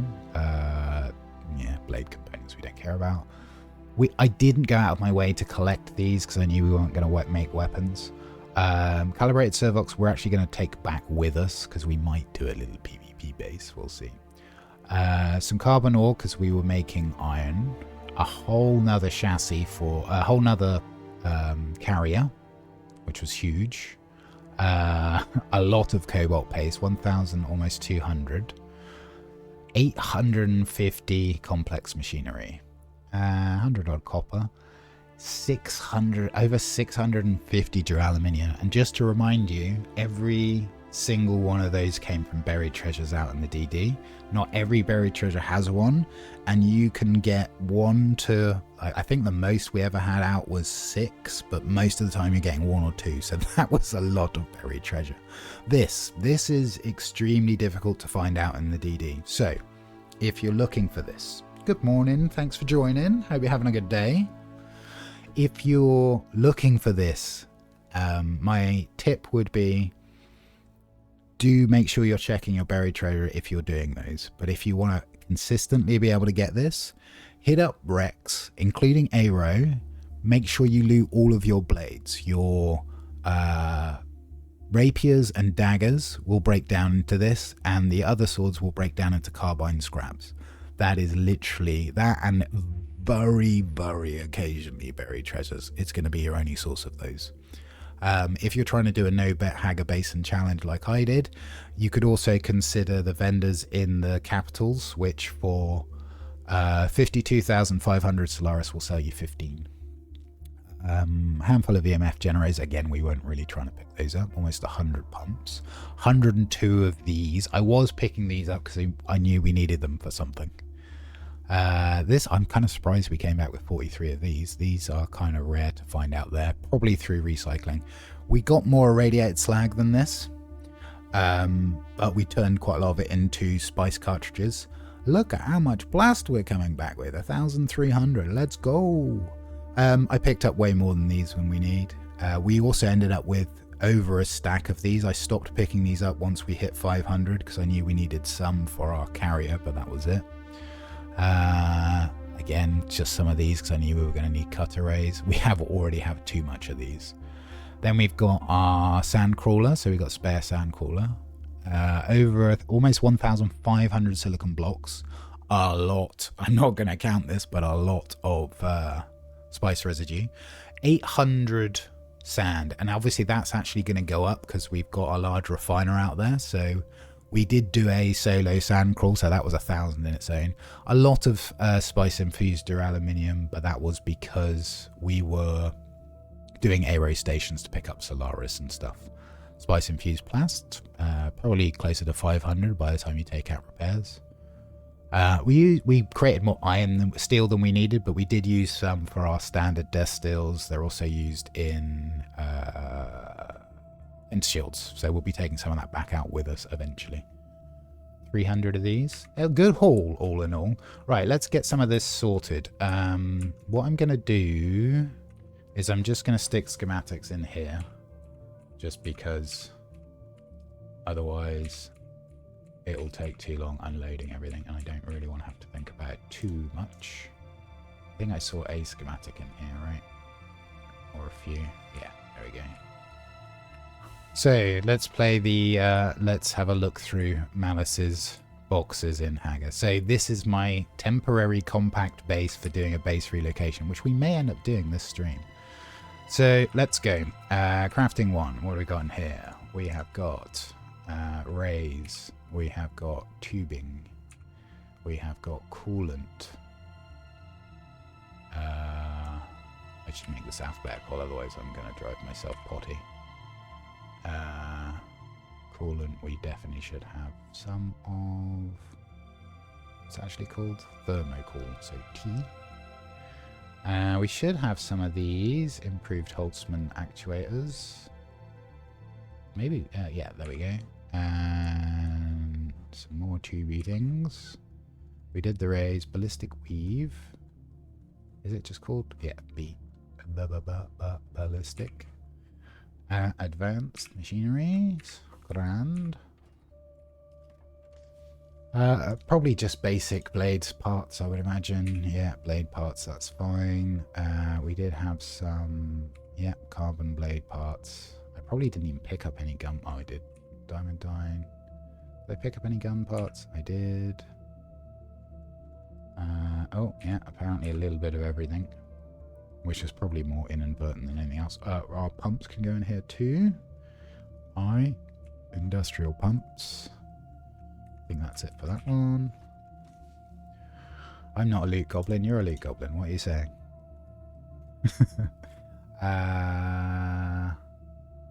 Looking for. I need to check the names. F. Fluid. This one. These are H. Hydraulic. Brain. Don't give up on me just yet. Where am I? Why am I not seeing it? This. No, these. Oh, try. T. There we go. And these as well. Have we got any irradiated slag? We do. And we did the fluid efficient pumps, right? Yeah, I think so. These are these things. Fluted. I think these are for shotguns. I don't use ranged weapons, which, you know, maybe that's going to have to change with chapter 3 too, but I like the way of the blade, so I use stabby daggers most of the time. Carbon scraps, we must have some of those. Yes, we do. So I don't use a lot of gun building parts, or any to be precise. Insulated fabric.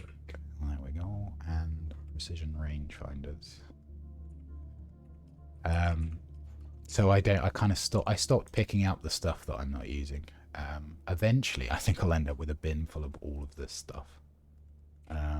If things continue along the same path. That's full.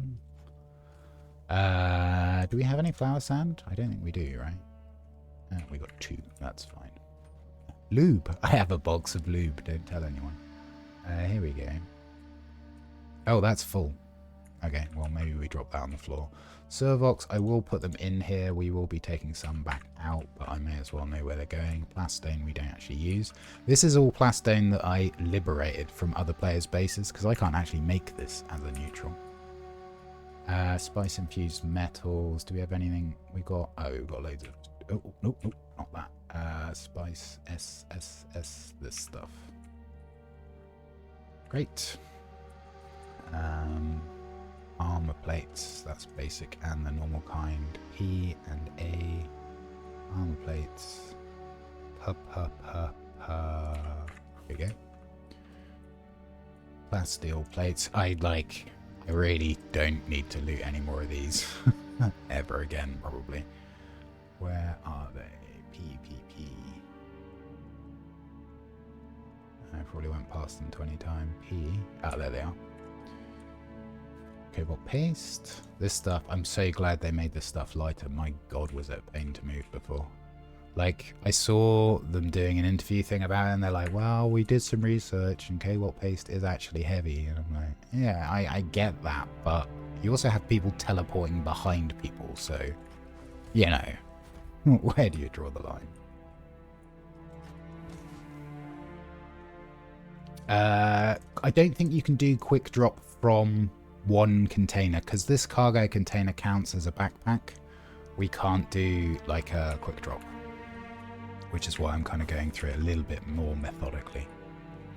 If it was in our inventory, we could actually do that, but it's not. Where did I get to? I was plasteel plates, cobalt paste, set gear we don't need, water collection we don't need. This is probably, oh, it's already full. Okay, so we're going to put the vehicle stuff in somewhere else. Oh, industrial lube. I do have a box for this. I have 2 boxes of lube and I didn't even know. We don't need that. Yeah, I think we had some heals in here, right? Yeah, some spares. Complex machinery.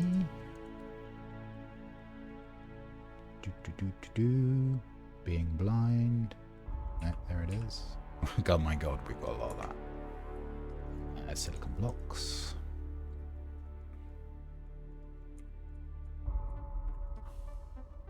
Regulators. So these, actually, I think these are the rarest things to find out in the deep desert. Now, if you're doing a challenge like this and you get lucky, you'll be doing a week where one of the stations has a loot box that can, won't necessarily, but can drop it. Otherwise, you are going to have to dig up a massive amount of buried treasures. They do drop out there, but in the entire time that I've been doing this challenge, and I did a lot of treasure digging up the week before just to test to see how possible it was, I found 2 stashes of them in the buried treasures. They did have 25 in each, which is great, but they are crazy rare. If you get the rotation week where it's in the station, it's not so bad. Like, probably 2 or 3 clears, you're going to be getting some. But if you're not lucky in doing it in a rotation week which has that station, oof, good luck is what I will say. What are we looking for here? Iron ingots. God, that's a lot of iron ingots. Steel. Steel. I'm not sure we're going to fit all of our duraluminum in because it's quite heavy. No, we are definitely not going to. Okay, so let's just fill that up. And what I'll do is I'll just stick all of the extra stuff into a box up here. We'll probably end up using it for a DD base in the future, which is why this one's called DD base. It's kind of technically overflow at the moment, but that's fine. I'm gonna have to sort out this container as soon as I can. That jiggling around is a nightmare. Let's put some spice residue away. Which container? This one. Someone logged in and they were like, oh, I've got to do a spice haul because I need some spice residue for my cartridges. And I'm like, I have some you can have. And just had them fly out to my base here and just loaded up their assault. They're like, thank you. I'm like, no worries. I knew I was hoarding it for some reason. Yeah, spice residue. I have a little bit of spice infused plast. Again, because I don't die a lot, touch wood. And I quite often use a duraluminium still suit in my loadout. I just don't use very much. This is full. This is full. I think the one back here is not full. It is not. It's just about to be, though. Yeah, okay, the rest of that can go upstairs. What else? Spare? Oh, yeah. This is, where is it? Where's my one? What's this? This is my personal collection of every single schematic that I have. I think I'm missing a sentinel belt. Oh, actually, no. I think that's a full set, right? Let's have a look. 98. Yep, that's every single schematic from the duraluminium tier. My personal spare collection. As you do. More plastinium. More plastinium. Granite. Micro stiff. We definitely have some of that. I definitely don't. I don't loot this normally because, as you can see, we have an abundance of it. What are these called? Advanced servox and mechanical parts. Mechanical parts. Ore and spice sand. You know what? Let's see if we can just offload this in here. So that definitely counts as ore. Spare schematics. We don't get a second set. So I also started a second set of schematics of one of everything. It'll probably get there. And maybe that'll go in a giveaway too. You never know. Right, what is left in there? It must be mostly empty. Vehicle parts, sure. We have got some gear. So, this one. I'm going to take that, put it in my inventory, because that's actually helpful for me to have. Where are you? This one. We'll keep a spare one of those on us. Random blood shop engine in there. Let's put that away. That's copper ore. That can go in an ore.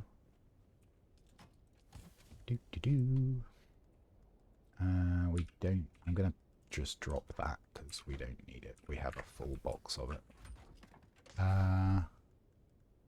Yep, particle. Running kind of low on those. I'm kind of surprised. We want to put our melange away.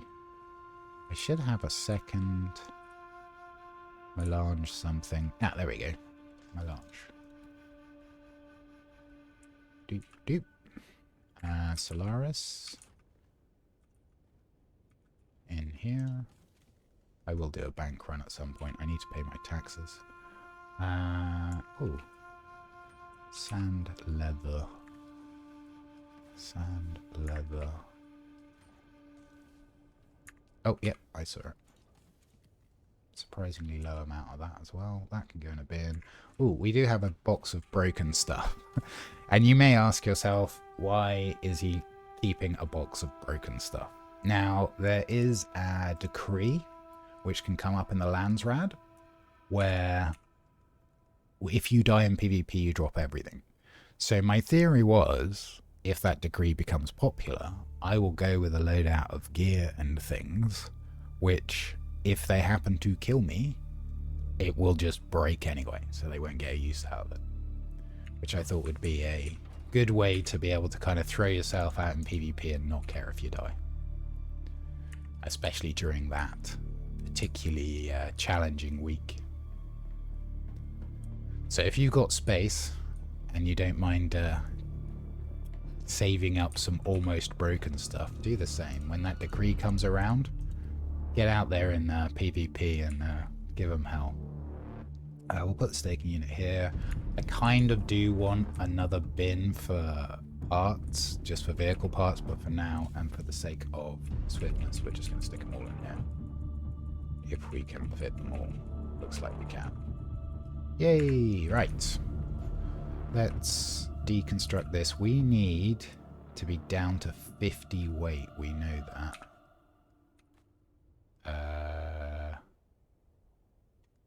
Oops. Ah, you know what? It's fine. And then we want our tool thingy. And we'll put our storage away. That thing is heavy. Heavy. There we go. Awesome. I can now put this back to unsorted. Don't need this there. I should repair my torch while I'm here. Just because we may need to use it to get the last of the stuff back. Awesome. We don't need our carrier. We've got an assault out there. Don't think... yeah, I think we can just head back out as is. So, let's get back out there.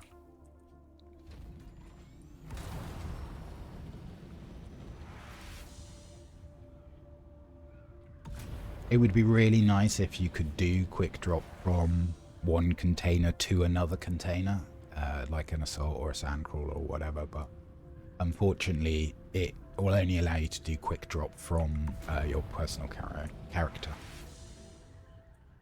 Which I kind of get, but another quality of life thing that maybe they'll add. They're getting pretty good at adding quality of life stuff, to be honest. I did forget this schematic, but we'll actually upload it because it's my my weapon of choice, my butter knife as I call it. So I wonder how much granite we used in our base. I'm thinking, I reckon about 3,500. That's my guess. Oh, yeah, let me log out to the menu. We'll wait a few seconds and then we'll come back in. And the reason we're doing this is to lose the character presence on the server, because we had a bug in our base when we attempted to move our large refiner, and it just comes up with a red X when you try to move it. And I had this when I was helping my friend move his bits around when I was building the toilet base for him. And losing your character permanence on the server temporarily, like fully logging out, did seem to fix it. So hopefully this will fix it, so when we get back we can move that large refiner. And I think the plan is we'll tear down the base, as much of it as we can, and do we look at... I think what we'll do is we'll look at creating a PvP base. I know it's wipe day, but I kind of wanted to do one, and I wanted to show off making one where the walls of the pentashield are embedded in the rock. Now, pentashields, they changed the way they take damage a bit, so having a super large pentashield doesn't prevent you entirely from not getting attacked. Like, it doesn't put a ridiculous amount of HP on it, but it's still kind of cool. They look good. They're definitely less susceptible to being raided than ones where you can just quite clearly see the anchor points and destroy those and effectively go round the pentashield. And we'll get one of those up. So we'll need granite, some metal, some fuel cells, calibrated servox. I'm trying to remember what else you need for pentashield. Steel and cobalt paste. But actually we'd probably be able to make do with what we're going to pull off of our base here.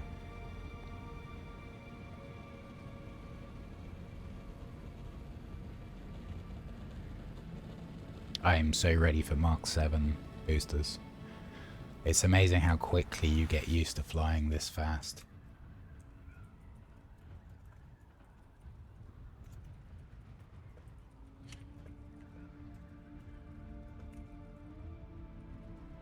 That is a friend called Sienna, who sent me a message asking to do some dueling practice last night, and I just completely missed it, which was a shame because I would have been definitely down for that.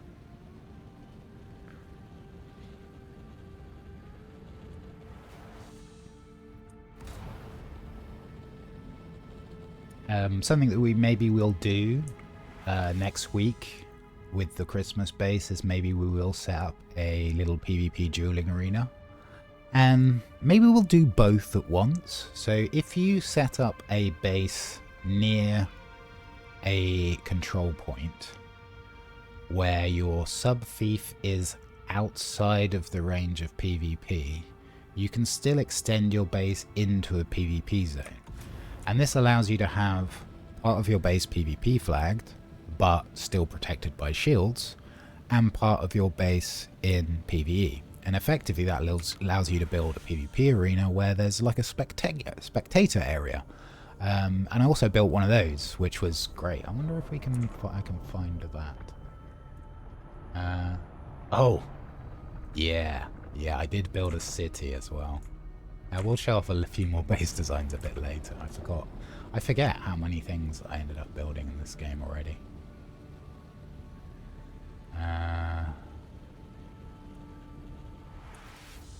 Let's see.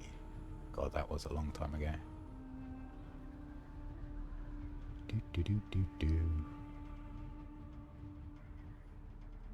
The server week where they were having issues and everybody loaded in under the map and fell forever. Good times, good times. Of course there's a medium patch literally a stone's throw from my base when we're in the middle of moving. Like the entire week I haven't seen an untouched medium this close to my base. Like I could harvest that by hand and just sprint back to here and be safe. I wouldn't even need an ornithopter. It's crazy. So we don't need that bay anymore. Now, can we move our large ore refiner? Is the question. Oops, not with the welding torch you can't. No, we still can't move it. See, it's properly bugged. Oh, well, it's almost finished too. Yeah, ish. Okay. We'll leave it be for now. What I will do is I will demolish this and yeah, that made no difference. And we'll just stick a temporary roof on this for now. You know what? Just because we haven't used any this week and it's only going to be temporary, we'll use this. The Caledonian set from the Deluxe Edition, you do not want to build this as exteriors in your DD build for the week unless you are prepared to repair it at least once. So both this set and the basic Chome set have low HP. This Chome set has a little bit higher, but it's high. The difference is enough that you won't need to repair it during a week. Likewise with the Observer set. And this is something weird. I wonder if anybody in chat. Take care, Cricket. Thank you for stopping by. I appreciate it. Loads of love. Have a great Christmassy period if I don't see you before. This is a weird one, right? So this door, level 3 access, sure. It has these red lights on it. Now, riddle me this, Batman. Why, when I delete this, replace it, is it blue? And now if I fly a sector away, like so effectively so this is despawned and come back, it'll be red again. Like why? It doesn't matter. It makes no difference. I just want to know why. Thank you, Cricket. Take care, Flower. Lovely to see you. Thank you again for dropping by. I've missed you.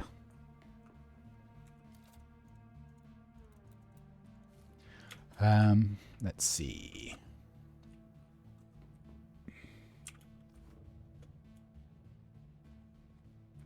Was that the last of the water that came in and got used? Let's have a look. Our death stills are empty. Yay! So we can actually demolish all of this too. Yoink, yoink. Yoink, yoink, yoink. We'll stick this in here. You know what? We'll just put everything in the assault and we'll come back with what we need for the other stuff. Oh, that's... yeah. Okay. I forgot we had that much of this stuff. Maybe we are doing 2 runs. And by maybe, I mean we are doing 2 runs. Bugger. That's fine. It is what it is, as they say. Oh, crap.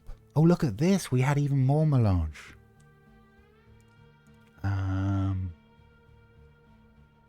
Okay. Okay. Okay. Okay. Okay. Okay. Okay. Okay.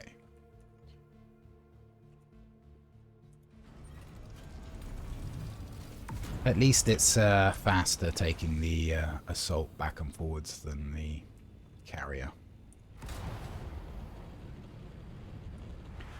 And so we didn't get anywhere near the volume cap when we used the container. We also brought back everything that we'd looted out here.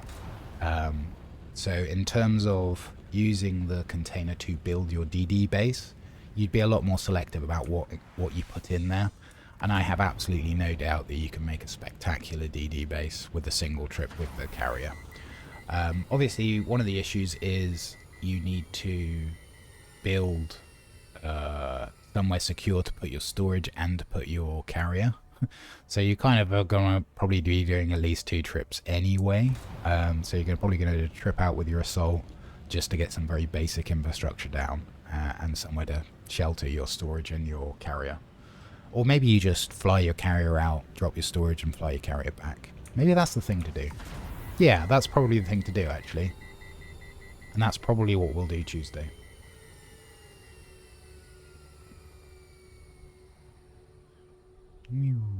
At least the overheat comes down off the assault a lot quicker.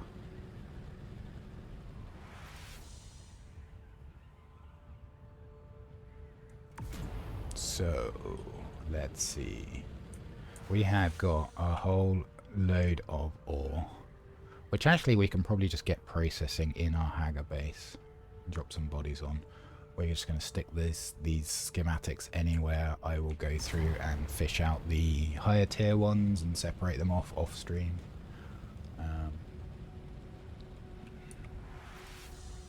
And then we'll fly back, load up the rest of the bits. The large refiner should be ready to pack down or near enough. We'll fly all of that back with our granite. Well, we should be able to... Next time we fly back out, we should be able to collapse our entire base down into something a lot more compact. We do have calibrated servox. This and this. We'll take a few more servox and we'll maybe bring this back out with us. Just to guarantee we've got what we need for our PvP base.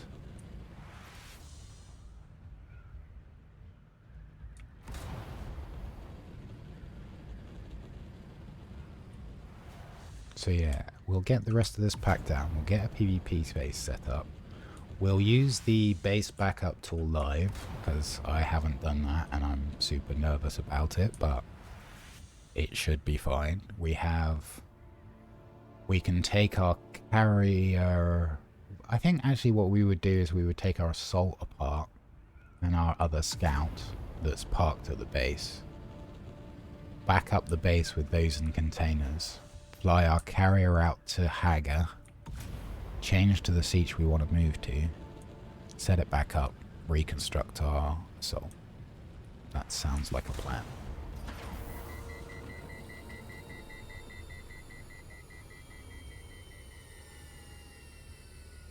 Yeah, absolutely, like it's the vehicle. This vehicle is reversing noise kind of thing as well. I couldn't agree more. It does make me go, whoop. I'm getting to the point where I just kind of zone it out because I've heard it so much now, though.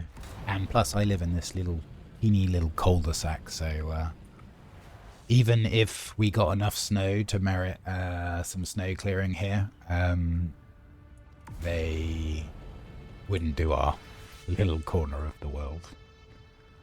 In fact, they probably wouldn't do anywhere for at least 3 or 4 streets away, even if they did that. England, surprisingly, is incredibly, especially southern England, is incredibly bad at coping with snow. Like, a few flakes and everybody loses their mind, and if it actually managed to settle, it's like, oh no, we can't do anything.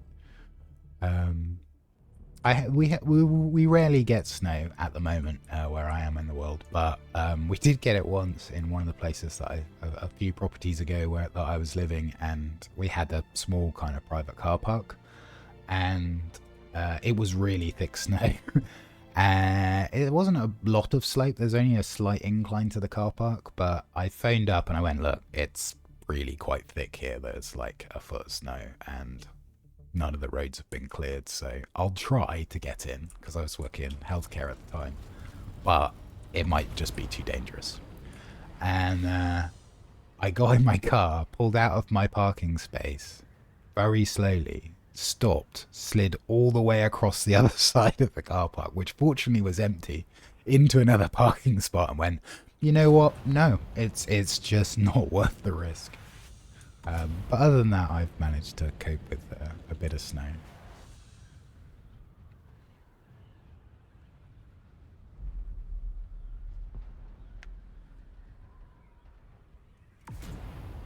Oh, the you have 10 minutes to move your car, we'll move it for you alarm. That is not an alarm I am familiar with.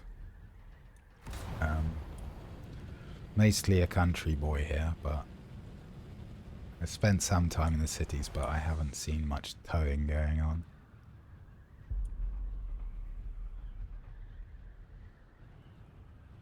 Right, let's get this unloaded super quick. We will grab a handful more of the calibrated servox whilst we're here.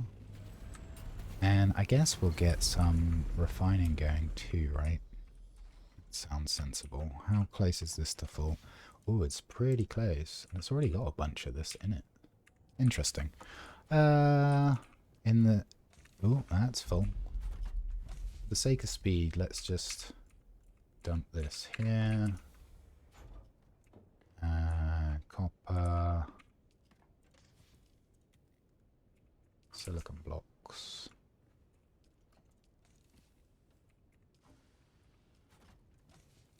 Oh, bugger. I want to grab a handful more servox to take out with us. That's probably too many. There we go. Let's get some refining going. I assume we're doing alright for water. We should be maxed out, really. Enable. Do all of that. And... oh, there it is. I don't even think I've used this in here since I've had my compact base. That should help free up a little bit of space. God damn, not really. Okay, well, we're good anyway. Schematics will pop upstairs. I don't want to just shove everything willy-nilly everywhere, otherwise post-stream when I'm doing a tidy up, I will forget where everything else. Hermit says, my city is serious about snow removal. So it's the whole convoy situation. Alarms, tow trucks, 4 different grates. Usually small to big, and then a snowblower picking up into the dump truck. Wow, that is a very serious operation. Jeez. Yeah. And, like, I get it, because it's public safety, like, if you don't move your car is less important than making sure people are safe. So, like, kind of seems fair enough, but yeah, I would imagine whenever you hear that sound, you're like, am I parked somewhere sensible? Is this going to be alright? Like, a little bit of panic probably sets in.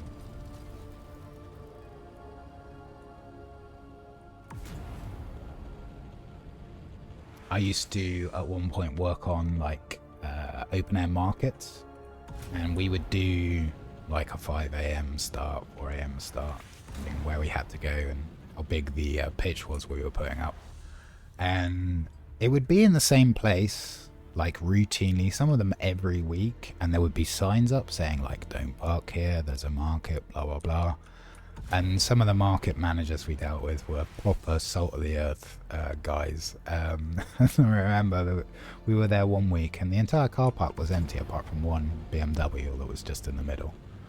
And we were all kind of stood around going, like, what are we going to do about this? Like, who's going to get the pitch that they're going to have to pitch up late? The market manager turned up with a 4x4 Land Rover and was just like, nah, I'm going to move it. grabbed the tow bar and just yoinked it out of the way. The owner was rather surprised to find it in the corner of the market several hours later. Hey, you know, they had fair warning.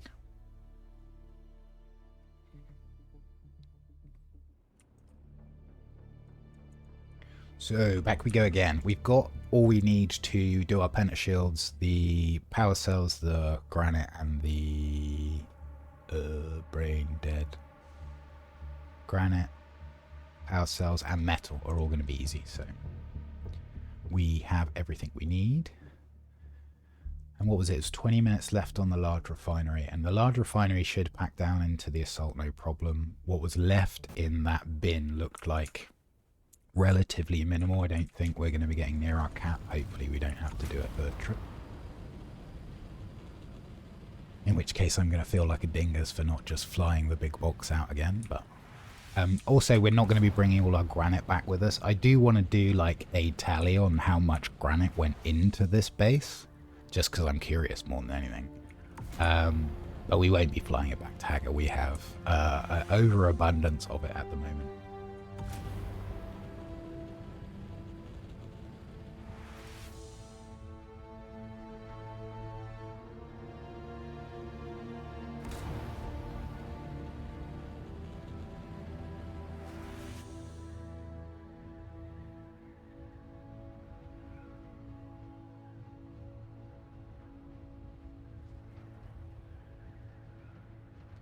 I kind of wish that on the radio thing there was like a track select for the OST of this game in here. Yeah, this is fine.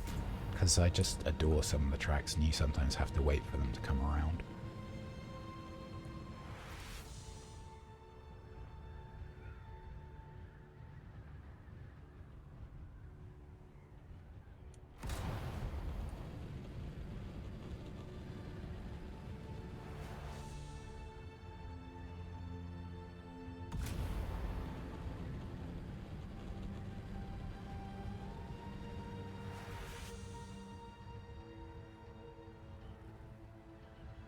This being one of the tracks I do like. I'm a big sucker for orchestral strings and things. Gives me the good feels.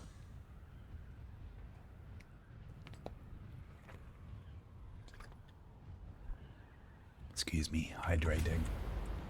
I know I said this before, but I really need to get a shortcut key set up for my, muting my mic. Or even get a mic with a mute button on it. It's probably sensible. We'll see.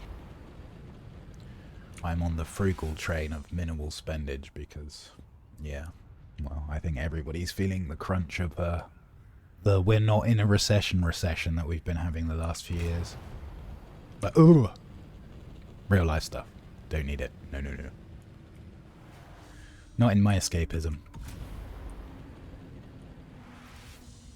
Oh, a little bit of nebulous purple in the sky there. Pretty.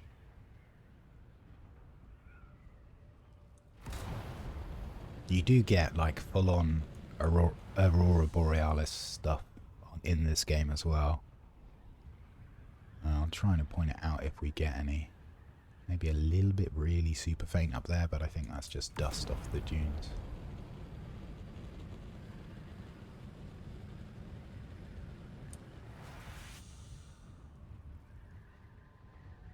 Of course, that patch next to my base is still untouched. Actually, if you're set up for it, moving day is a great day to do spice harvesting because everyone's backing down. So actually it's a great opportunity to get out there whilst the majority of the people are doing something else.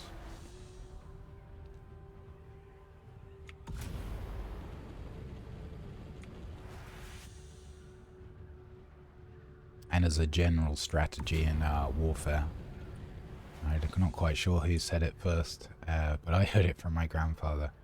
Let your enemy know where you are and then don't be there.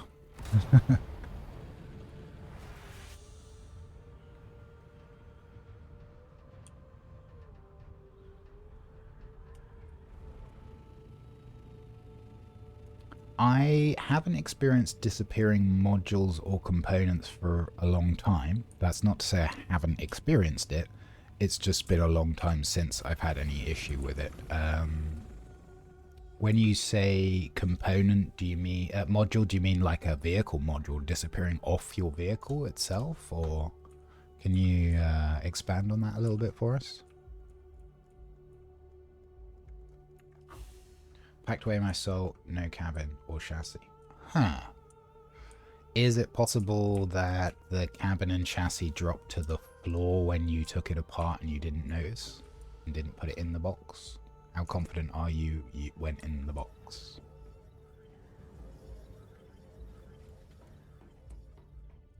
Also, did you put it in the new container or did you put it in like a regular box?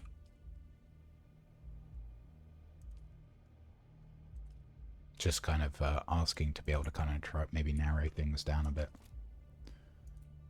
Still can't move this. How long? I just did it and I can't even remember. Okay, 2 minutes and then we'll pack this down. I think what we'll do, we will do one more trip back because there's quite a lot of blast there. The assault is kind of full. There's still a lot of schematics to bring with us. So we'll do one more to and fro and then we'll be out here. No more moving. You know what? I can just fill this up. And then we'll just make a few spaces.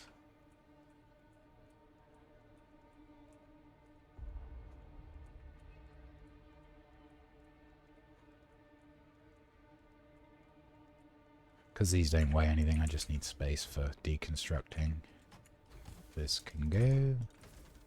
This can also go.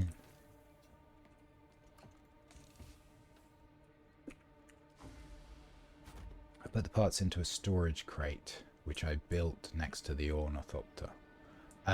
Do you mean like a normal chest, or do you mean the new vehicle container, like the carrier crate container?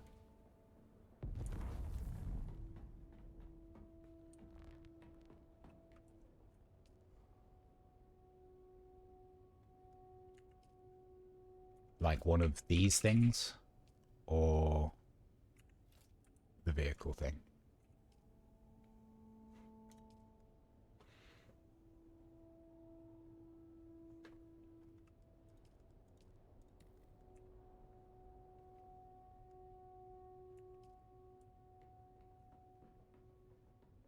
Uh, 5x5 flat roof area, aluminium storage.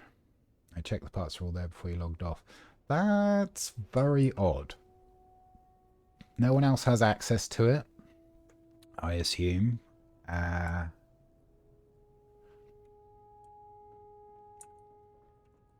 anyone else got access to the base? It'd be very weird for them just to take like a couple of modules too. That's kind of odd.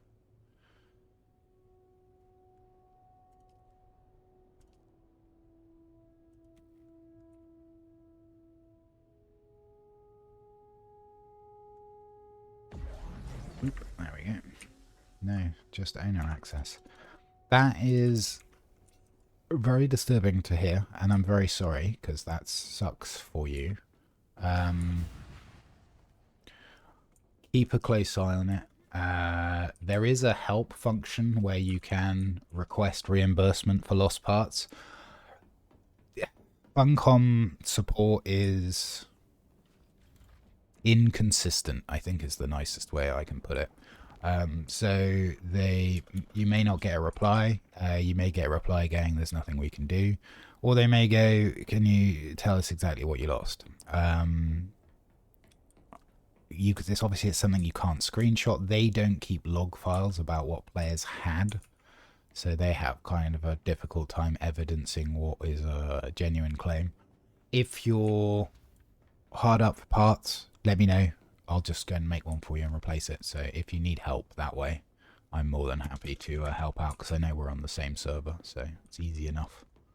And as you can see from these streams, I now have an extra overabundance of stuff. In fact, I have a whole spare assault, so if you want a chassis, just let me know.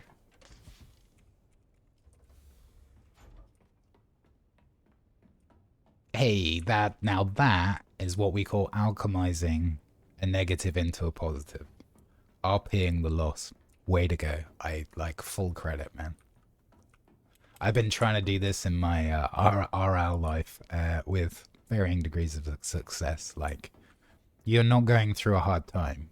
This is the universe tempering you. It is making you stronger so that when the hard time actually arrives, you will be more than matched for it. That kind of thing. It feels great.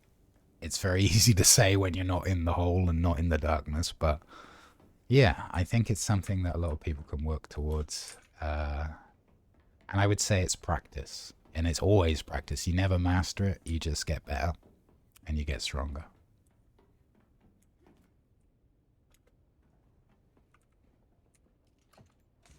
Right, let's load up the assault with a bit more stiff. This, yeah, we need to make sure that this is like a rational amount of cobalt paste that we're keeping. This is fine. Take this. I guess we'll do this. This is fine. So these will all fit in one assault on the way back for our last trip. Okay. So, let's get this dropped off. Oh, actually, you know what? Let's be a sensible sausage. 2, 3. 1, 2, 3. There we go. Because we actually want that for building our base. Oh, I just saw another container.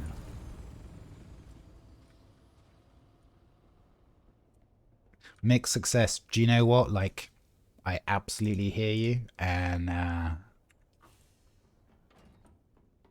any movement in the direction which feels like the right path, like in your heart, is progress.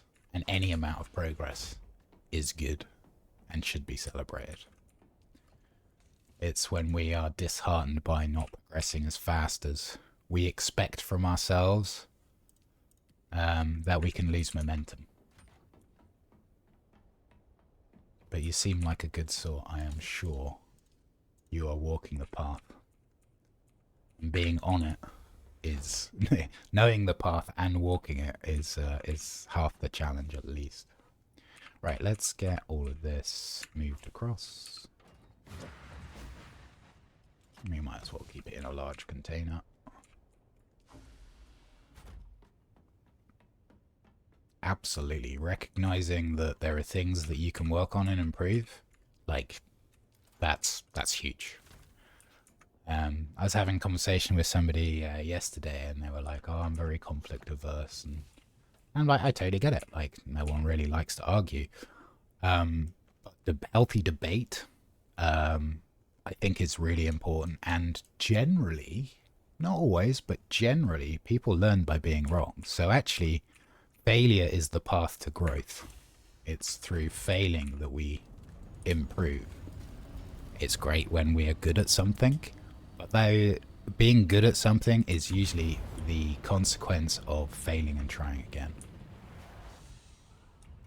I think it was, not that I'm a huge boxing fan, but what was it? It was Rocky who said, like, it's not about how hard you can hit, it's about how many hits you can take and keep coming. And I was talking about it to do with a job applicant, and they applied for a job, they missed something out on the form, they realized it and corrected it very quickly and resubmitted and said, like, I realized that I omitted this, please forgive me, and here's a revised version. I would rather have somebody that makes mistakes, recognizes them, takes actions to correct them and not do it again, than someone that rarely makes mistakes and doesn't acknowledge them. One of those two people is capable of progress, the other is stuck.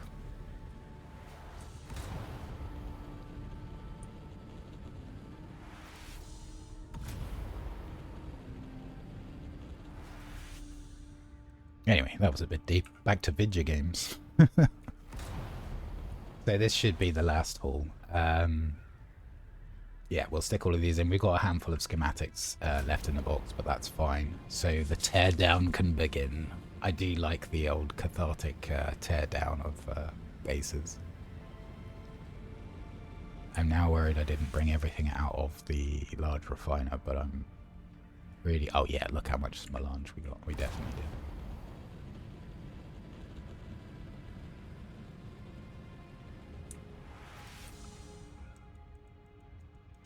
I do like me philosophizing though. You can spend ages thinking about the nature of things and never really like get anywhere, but yet feel like you've progressed. And there's something weird about that. It's part of the reason why I like the Taoist philosophy. Truth is really comfortable, but it has comforting aspects to it. And as you say, a failure has a value. Fear of failure is quite often a fear of progression as well. Like, no one likes to be wrong. Everyone likes to feel like they're getting stronger, feel like they're progressing. And those two things can't really encamp themselves in your mind at the same time. There's some interesting things to do with emotions as well, that I've been learning, because I've been on a mental health journey myself. And one of them is that, like, feeling low and feeling gratitude are two things that you really can't feel at the same time. So if you can lean into gratitude, then those low feelings are less prevalent. And the other one was fear and curiosity. You can be apprehensive, but like genuine fear, you can't be curious about something and fearful of it at the same time. Like there are certain emotions in that the mind cannot hold at the same time, and it's interesting. It's interesting learning about all this stuff. I kind of like it. I kind of need to like it, really. As I say, my brain is not my best friend quite often, but it's been... I've learned a lot of tools and tricks. I shouldn't say tricks. Tools and strategies for managing one's own mind over the last few years. And let's just say the journey continues. The sleeper must awaken. So that was, what, 2 complete extra hauls with the assault on top of what I thought was done. Whoops. Miscalculation. Normally, actually, I would get, if I'm not doing production, and quite often I don't need to put production out in the DD every week. Like, there's no massive benefit for me. I'd just be stockpiling unnecessarily. I may actually start stockpiling a lot more melange. Now we know it's going to be used for the next progression tree. But normally I would just go out with water, materials to repair my gear, somewhere to store my soul, and that's about it, really.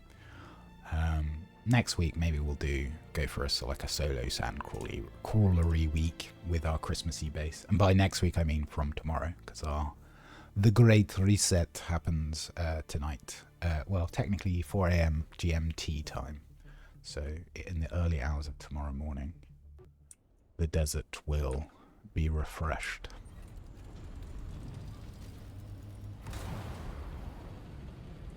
Compassion's a great alchemizer, man.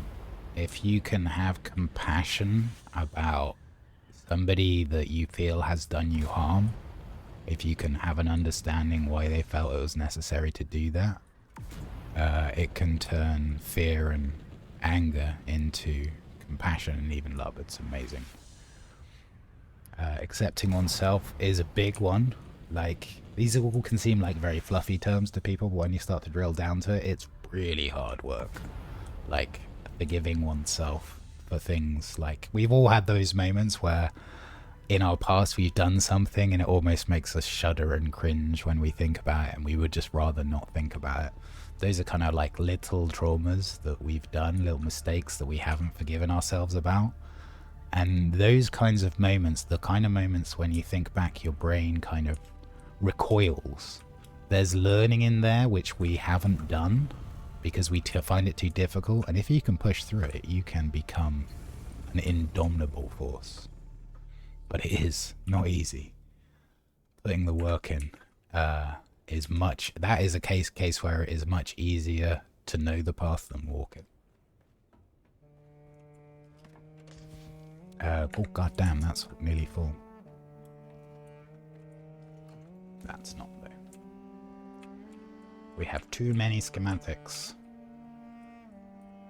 You know what, I may just give in and end up not looting them at this rate. We're getting so many. Time and consistent effort, absolutely. And I would couple that with momentum as well. And like I say, any degree of progress is great, should not be underestimated. And even if you're walking a very long path, you do a step every day in the right direction,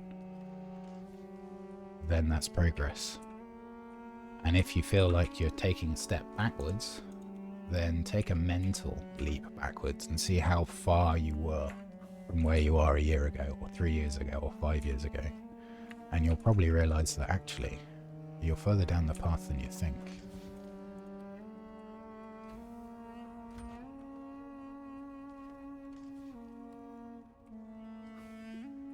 Let's see, where are we? Advanced machinery. Nope, nope, nope. I think it must be this one. Crap.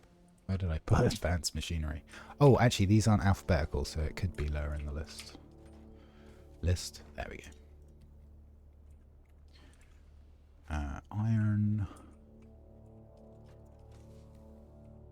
Ooh, that's quite a lot of stravinium, which I am not complaining about. A large sandstorm is approaching. You know what? Just stick it in.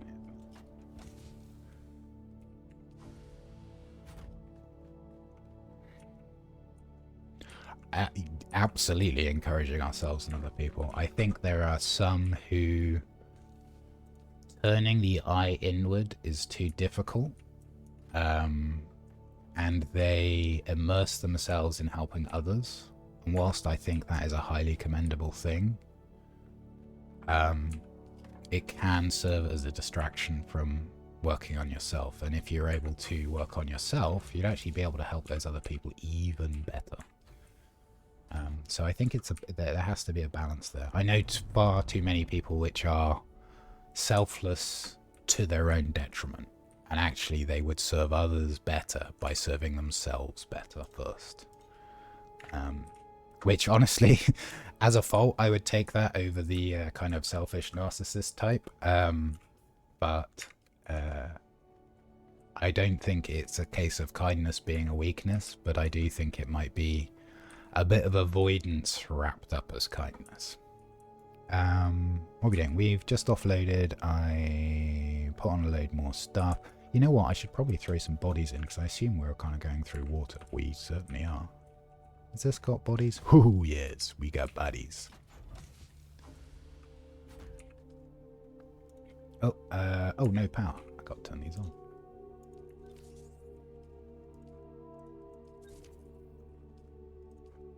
Doop, doop, doop. God, these probably haven't been on in weeks. Interesting you can't put a corpse in while the power's off. I don't really know why that is, because you can certainly turn the power off with the body in it, but... oh well. I dare say there's a reason that I haven't thought of.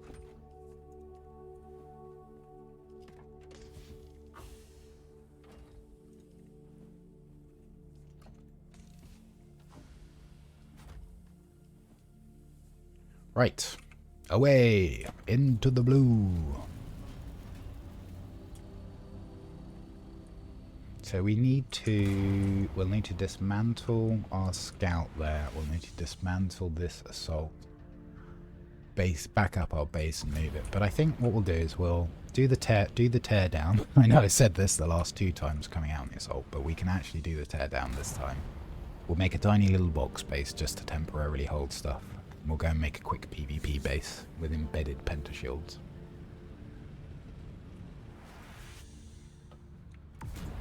Cut to stream for me an hour later, trying to get a pentashield working in a base that's going to get dissolved in a few hours. Why won't it work? Every time I do a PvP base, I find like a simpler way of doing it.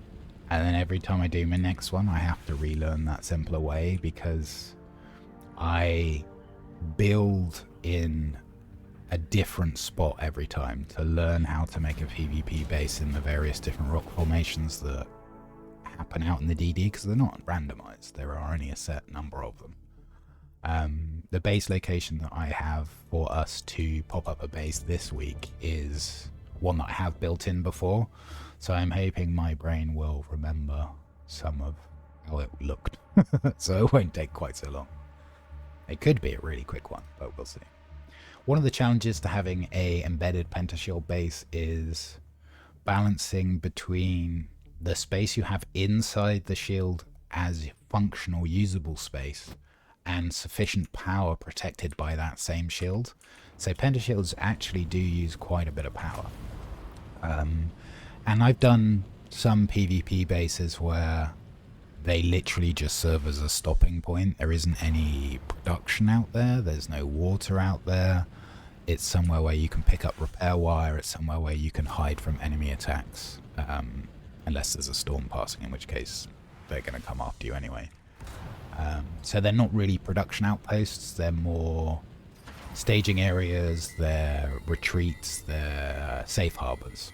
And quite often, if I put a PvP base out early enough in a week, I will like add most of my friends to it so that if they're coming under attack, then there's somewhere for them to be. And I think we've got a few on the friends list. We've got 2 online and we've got 97 offline, so yeah, we picked up a few friends since the inception of Dune.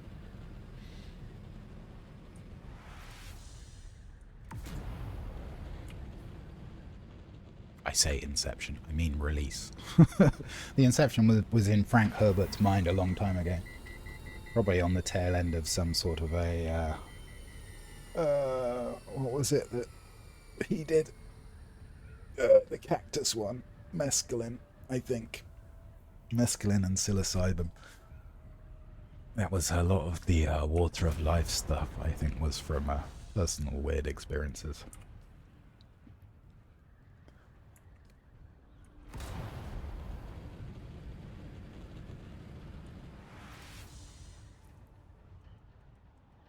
So we should be due for, I think, the next episode of Dune in terms of the movies next year, I believe. There is a series out, which I think is, as seems to be the case with a lot of things, current trend is prequels, and I think there's like a Dune series. Let's not get bullseyed by this shit that's about to fall out of the sky. That would be a shame. It's gonna fall any second. Boomeroony incoming. There it is. I think it should be going past us. Yeah, we're good.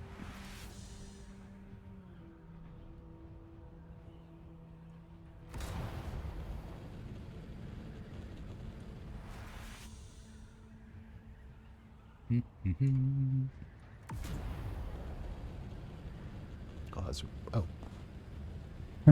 It's vanished. I guess we went out of range. That was kind of weird, though. Huh. Moving on. So yeah, we actually made a lot of melange when we found another 1,000 in a box somewhere. Damn. I think my melange was about 11,000 before we started this week. And I think the plast was at about 12. So when we go back to move our base to the new siege and check out the toilet base that I built for a friend, we will see how much our stocks are in Hagga and kind of get a rough idea of how much we were up for the week having done the challenge. It's been so fun though. Like I'm probably going to do a little bit of testing off stream to see how viable coming out here like completely naked is and starting with literally nothing. Going and just scavenging everything. Like I think water's going to be a problem. You're going to get dehydrated massively. You can't use plants. But you can build like basic blood extractors pretty quickly, and like yes, surviving off of drinking blood is not bird. But it will keep you alive, and that includes like hunting Muad'Dibs if you need to. This is the wrong bay.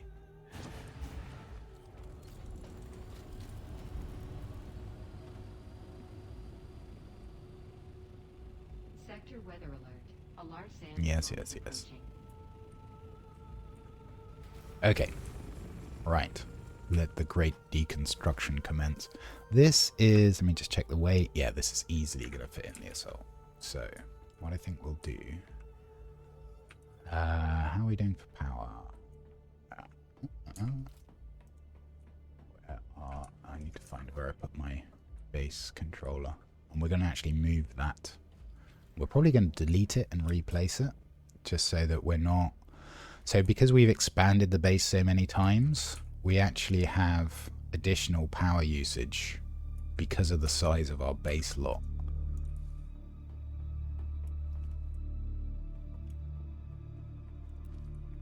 Oh yeah, we got the spice generator too. What was that running at? 600. We can definitely reduce those numbers. But for now... Do I really want to start the teardown with the storm incoming? I don't really, so we'll just kind of cherry pick a few bits and pieces before we do the final push. Like some of these have algarve seeds and things which are very different to the rest of the materials. That's what I'm trying to say.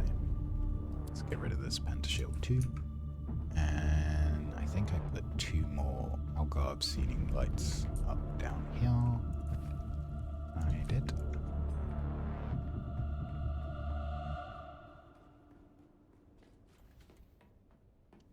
I think that's it for pentashields. This is all granite or metal. This prudence door is steel, I think. Oh, iron. Yeah, that's fine. All good. Upstairs is clear. Yeah, we are looking good. Right. Let us disconnect this from the rest of the base entirely. And we are gonna make a little bit of a boring box base for our for the last thing that we're gonna have out here, but that's fine. We made a fantastic we made a fantastic base. I was pleased with how it turned out.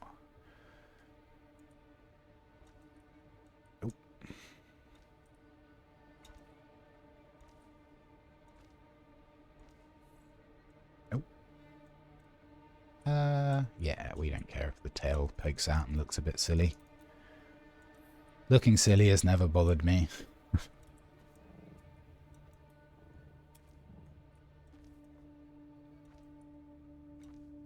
And we will just make this one more tool.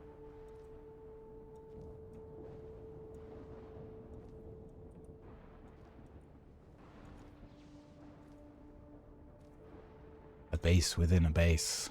Plans within plans. Let's get this one on top.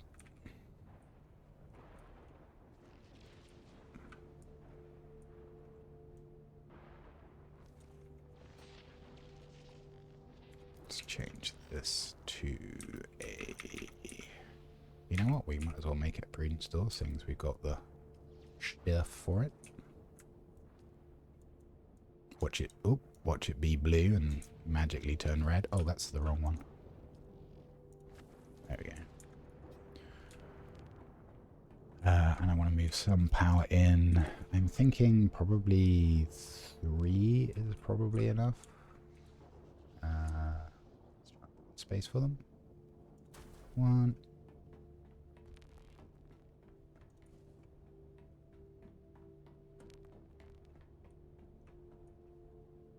Ooh. 3. I do actually want to go and empty some of the power cells out of this because we're going to use it in our PvP base in a moment. What I will do is remove this. I'll move this inside. Ooh, I might need to move the assault to actually get... Oh, yeah, that'll do. Right in the way of the door. Perfect. What could possibly go wrong with leaving it there? Where did I put the base here? Yeah, okay, that was... Dummity dum dum dum.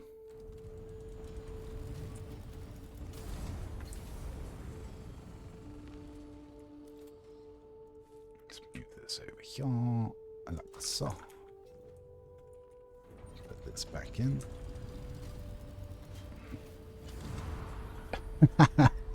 Yeah, that was some pretty bad parking. Dash dagnabbit, as Wolf would say. There we go. Right.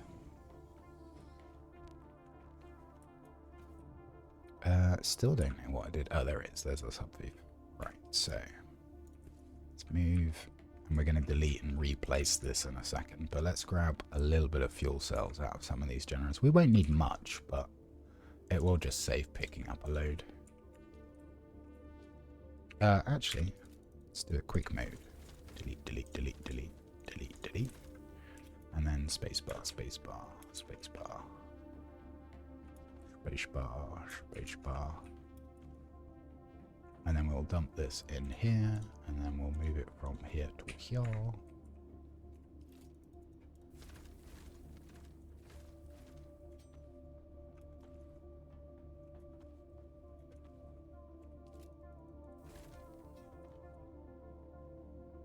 I think that'll do. What we'll do is we will delete our spice generator and pack that up as well. Did I leave it out here? I did. Okay.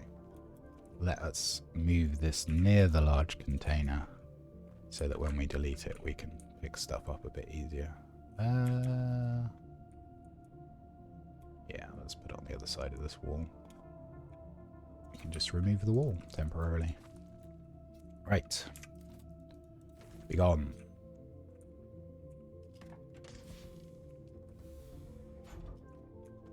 Fuel cells.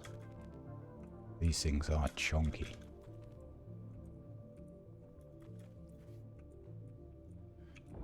What am I carrying that's heavy? Ah, 100 melange. That'll do it. Right. Make this a wall. Now we're going to do the slightly scary bit of deleting our subthief and replacing it again. You would need to be somewhat cautious about doing this on a very busy server if you've got people loitering nearby. Right, let's see what our power usage is now. 56. Really? We can power all of this with one? Cool. I'm down. Right. I do need to be careful we don't delete our supports, which we're not gonna. Right.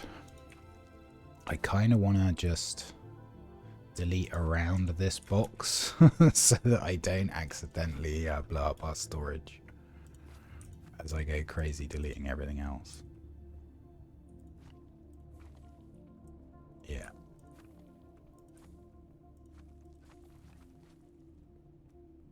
And this is going to be a lot of granite. Because see, I'm kind of curious to see what the final tally is going to be. Get up there. And we're probably going to absolutely demolish our current suspense about doing this. Whoop. Okay. Right. Let's go for some foundations.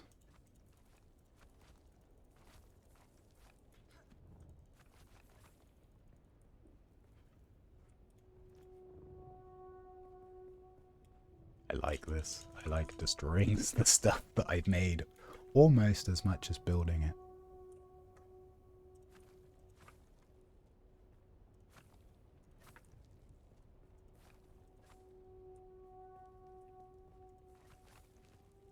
But we're already full. Let's go and drop off some concrete. Like I don't care about picking up all the concrete. It would be kind of nice to know how much we've used though. Well, in fact, let's grab the assault. We'll fly around with the assault and pick stuff up as we go. Get in. Please. Please and thank you.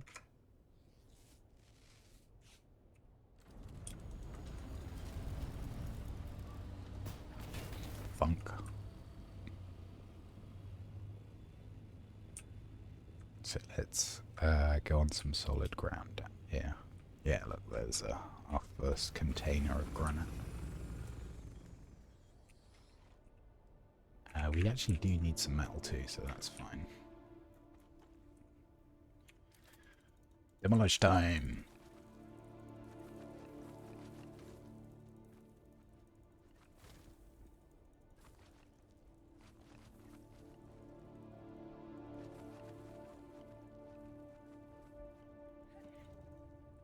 I'm guessing, yeah, that's just fuel generators, so yeah, we don't need this.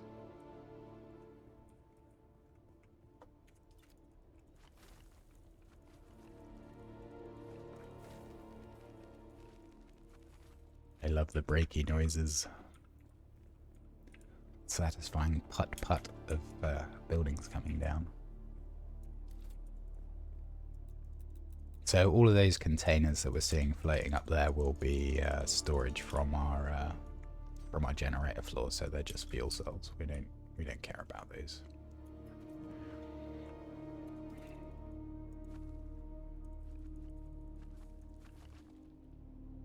Okay.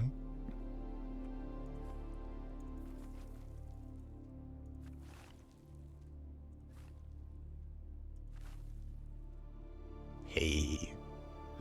Smashy, smashy.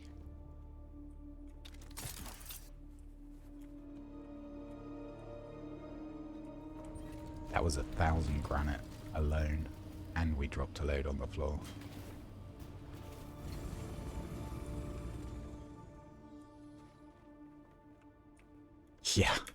Yeah, I think we're going to be getting over that estimated 3,500 by quite a lot.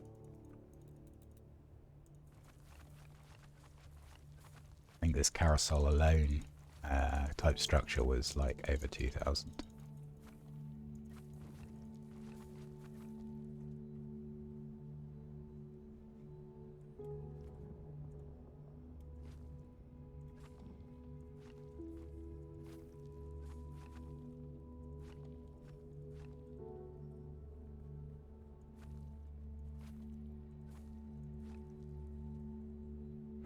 That's hanging on for dear life, isn't it? Nope.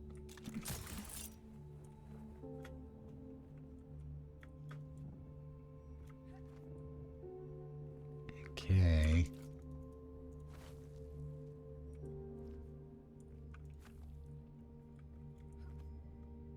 Where else are foundations?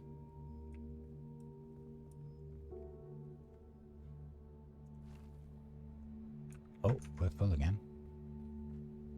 Hey, happy feet.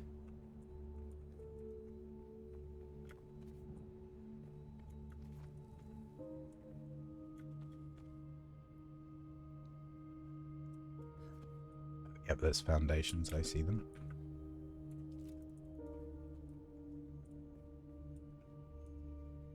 Or I saw them.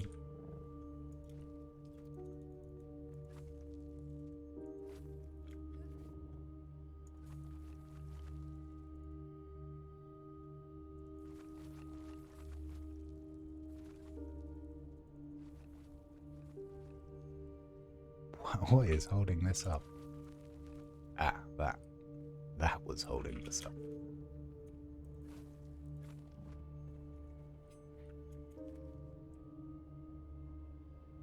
That is a lot of basic power things. I didn't quite realize I had that many.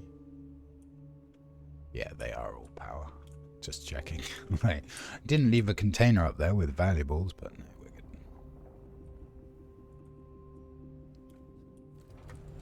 Okay. Oh yeah, I remember I put a foundation down here.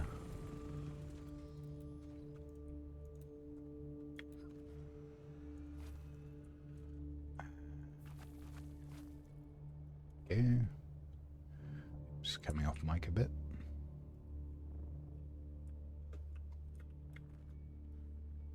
I'll put it away. Right. Oh wow. That was quite a lot. I think there's a lot in here too. There a bit. Oh, it's full. Right.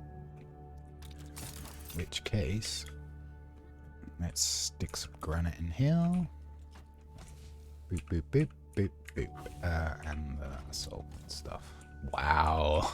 Yeah, that was a lot of granite.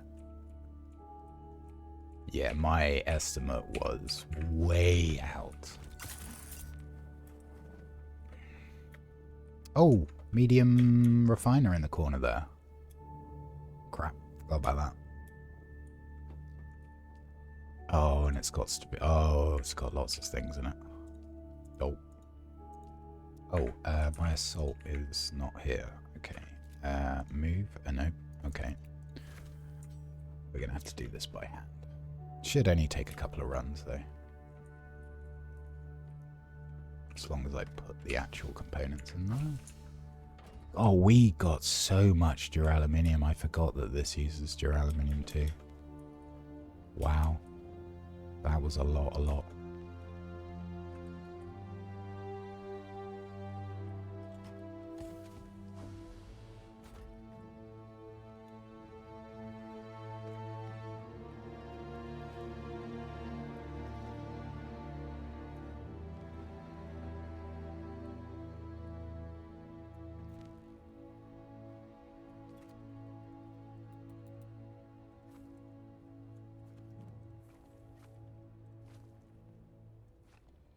Having to be very careful here.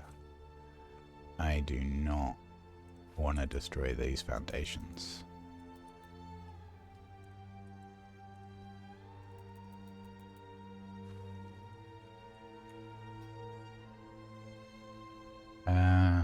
I guess having a door to nowhere is kind of pointless too.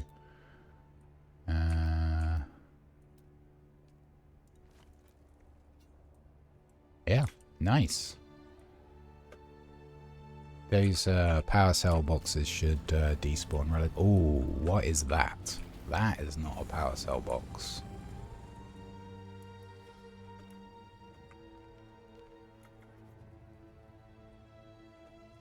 Oh, it's just some granite. That's fine. I thought I'd left a box somewhere that I had forgotten. Okay, so let's load up and go and make a PvP base. Also, we definitely don't need this much power. Yeah, we only need one of these.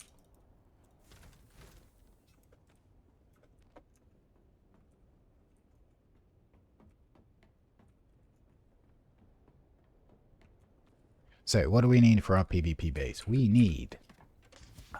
we actually need quite a lot of metal. Oops, I want this to go in here. So we're actually going to take quite a lot of metal. We're definitely going to need a load of granite. We're going to need fuel.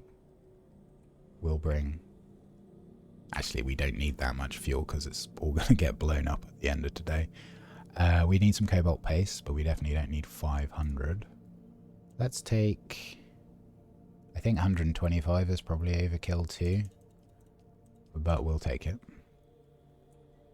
We'll take 90 servox, 123 iron. And that should do. Yep. Okay. So the place I wanted to set up our PvP base, briefly, is out here in F3.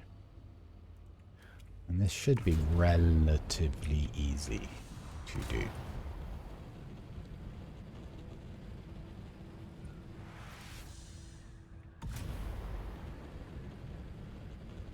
Is Durgan online? No, he's not. I was going to go and check for irradiated slag for him, but if he's not about to give it to, there's no point.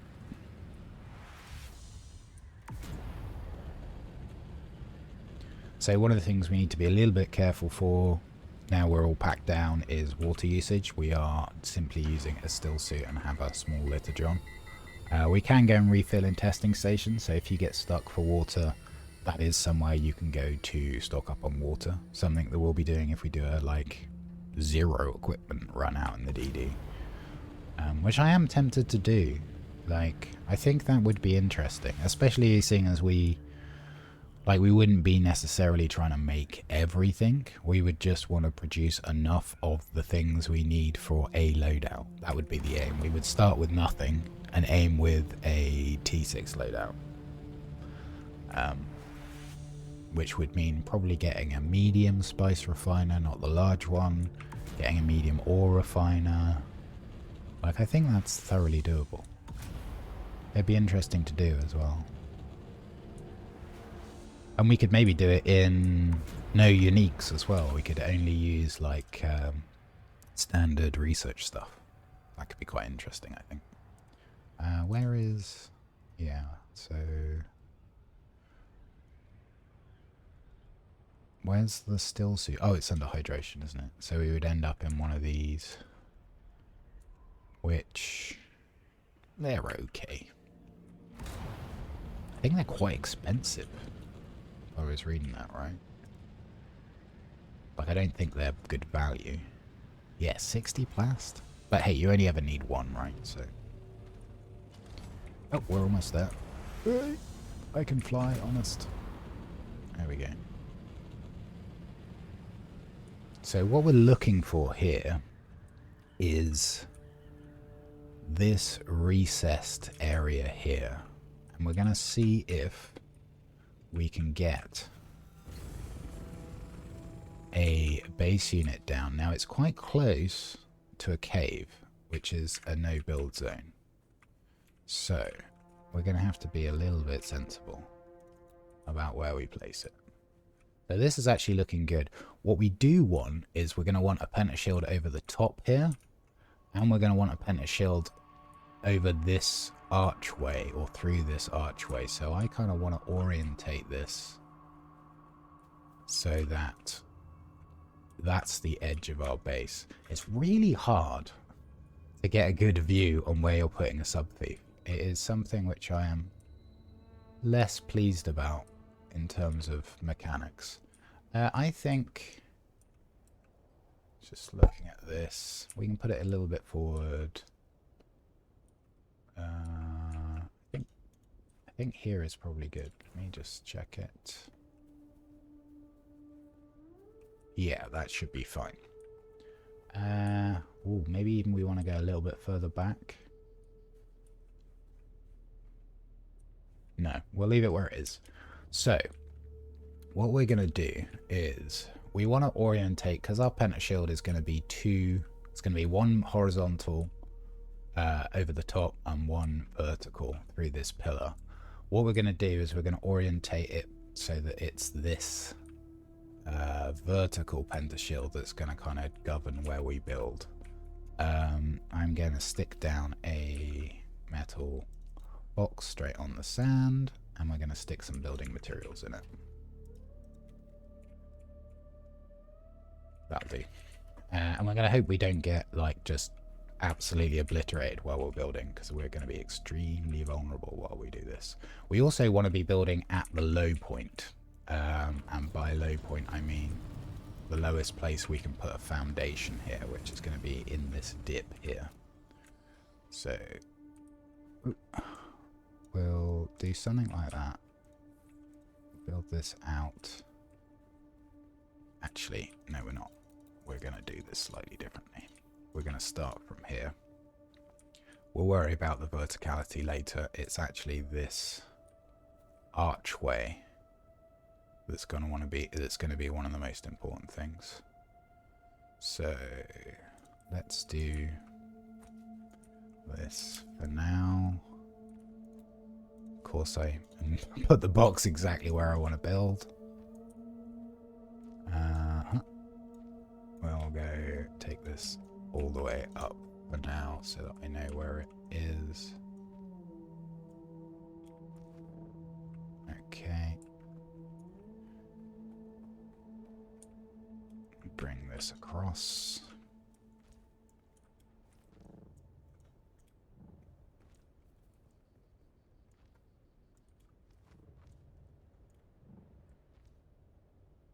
That will be good enough. Right. So, what I'm going to do is I am going to build a roof tile here, which hopefully, we'll check the other side.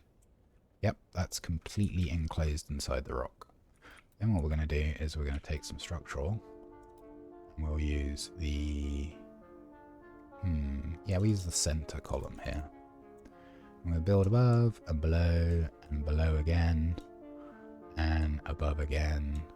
And then what we're going to do is we're going to see if that's given enough stabilization to this roof for it to remain with no other foundations, which it has done, which is great. Next we are, I think this is actually, yeah, this is going to be the limit of where we're going to be able to build vertically, because we're going to need to enclose the corners of the pentashield inside this rock as well. So too high from this point looks like our limit, which is going to mean we're going to end up with quite a compact base in terms of how much. Ooh, is that, can we go from there, or is that too greedy?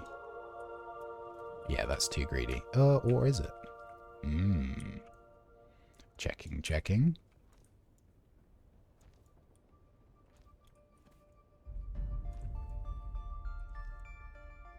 So this kind of blind building, for want of a better word, is definitely tricky to do and takes a bit of practice.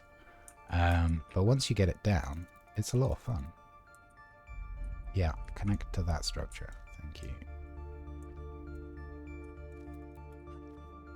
Now, this by no means makes invulnerable bases. And splash damage is most definitely a thing that can happen with it. But they are very cool.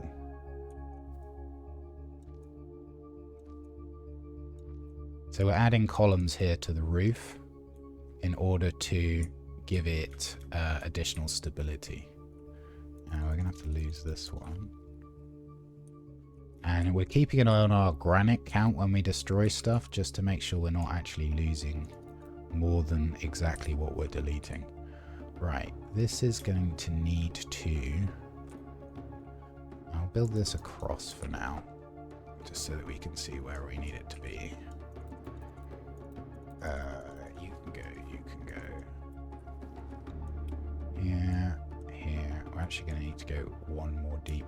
Ah, interesting. So actually we're not far enough out that way. That might mean that we end up replacing the subfief to go more this way.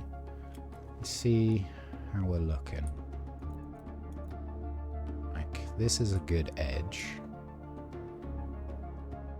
Yeah, let's try replacing the subfief a little bit further.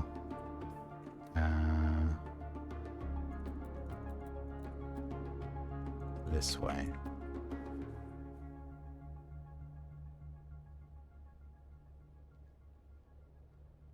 Is my assault like right in the way of where I want it? That looks good. Let's go back to our roofs. Oh, am I still too far in? Yeah, damn it. Okay. Let's go again. So we need to be aware of that kind of base side limit as well.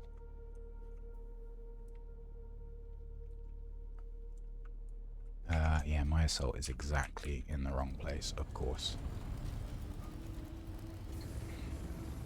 So I kind of like this orientation.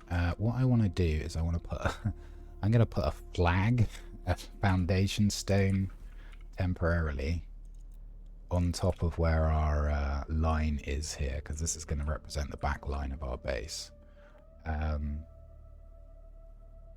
See, this can go. And we'll put one of these. Actually, what I should do is I should mark the corner. This is the corner here. So this needs to be just inside our base zone. Oops.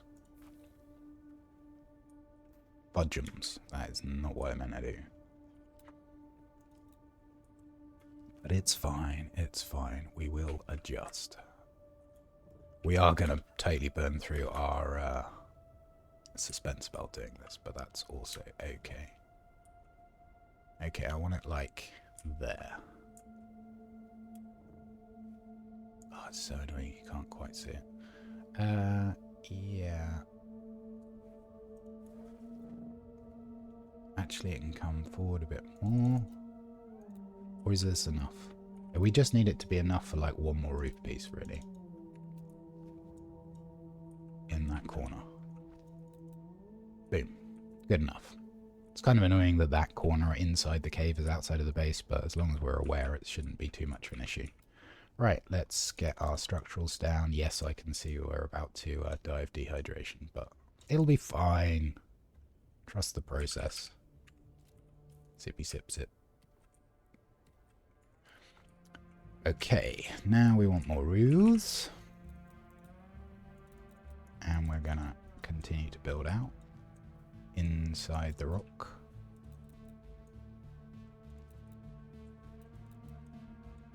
Really? You gonna do me like that, game? Where is our roof line? Wow. We are like literally one corner away. You know what? Oh, yeah, no, that is going to have to actually be moved. Right, so we need to go this way a little bit more. So I think if we put it like there, it should be fine. Just move it over to the right slightly. This should be okay. Right, game?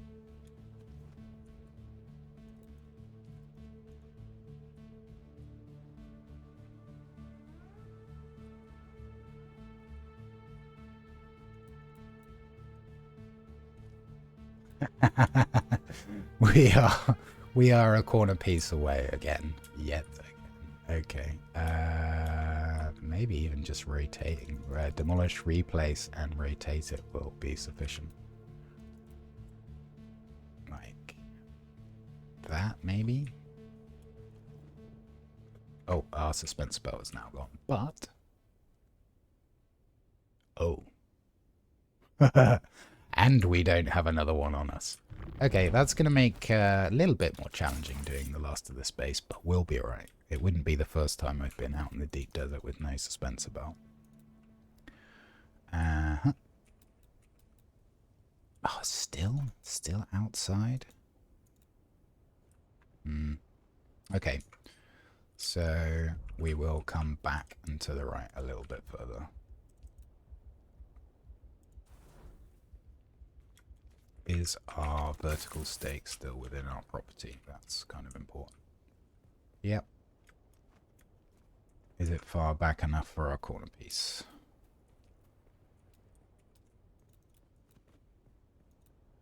So using the demolish tool to actually trace where our intersection is. Oh, we made it to the corner. Oh, okay, great. Fantastic. Okay. So, did we put uprights here? So if we delete this, that stays. That is... Ooh. So that little bit sticking out there is actually of quite a significant vulnerability. But maybe we can just anchor it using this. We'll try that. Let's put a roof here. And we'll put a roof. I want to kind of see behind this.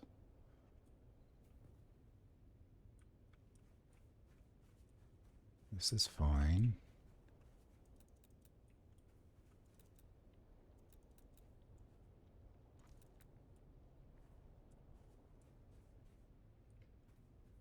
I don't think that's actually connected to anything. Or that.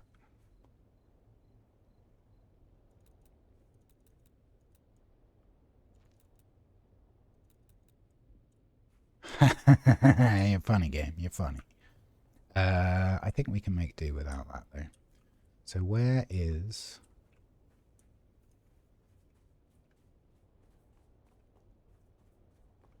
Oh, it did delete that. So it was actually attached to one of these foundations, the roof part. Oh, no, it's still there. Good. What we will do is we will put a proper foundation. Where is going to be the best place to do that? let's bring a wall down here. It's just going to be temporary, just to get it on the grid. Can we be sneaky enough to get a structural down here? We can. So now we've got a structural like right in the ground here, which will enable us to do something a little bit sneaky. We're going to put a roof tile next to it here and get rid of this.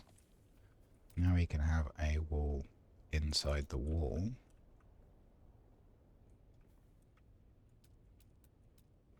Oops. Like so. Is that the line we want? I don't think it is. I think we actually want to be one further tile out. So let's see if we can get one in there. We did. Let's get rid of this wall. So we can actually get rid of this anchor point because it's now actually attached to this foundation, which will be good. We do, however, want a wall here. Yes, see, that's on the far side. That's what we want. This is 1, 2, so I think we want is 3 tall. That is too close, so we'll build again exactly where we were. Delete here and hopefully... I don't know where that second one went. There we go. Okay, so we've got 2 there. Anywhere I put my assault is going to be in the way. I've realised, like, okay, fine game. We can get rid of this. 1, 2. Let's put a roof out here too. And now we can get rid of this, because this was actually protruding from the rock. Now is this is sufficiently high. I think this... Get rid of this. This may need to come down another one. We'll kind of test that in a sec. I also want to see what angle this is actually coming out at. So I'm going to build out temporarily where I'm going to put the pentashield, just so that I've got the line. Is that as low as it goes? It's not great. Okay, so that is going to be low enough. And it will go 1 higher, which is also good. So this needs to be... Where's our... Did we lose a load of roof? Did I mess up? No, I didn't. Good. I think this needs to be 1 higher, though. We'll check that in a sec. So, this... Is this in line with that? It's very difficult to tell when you're building blind. That is in line with that, and that is exactly what we want. So let's put 1 here. Oh, really? Don't do me like this, game. Oh, it is going to be out of line.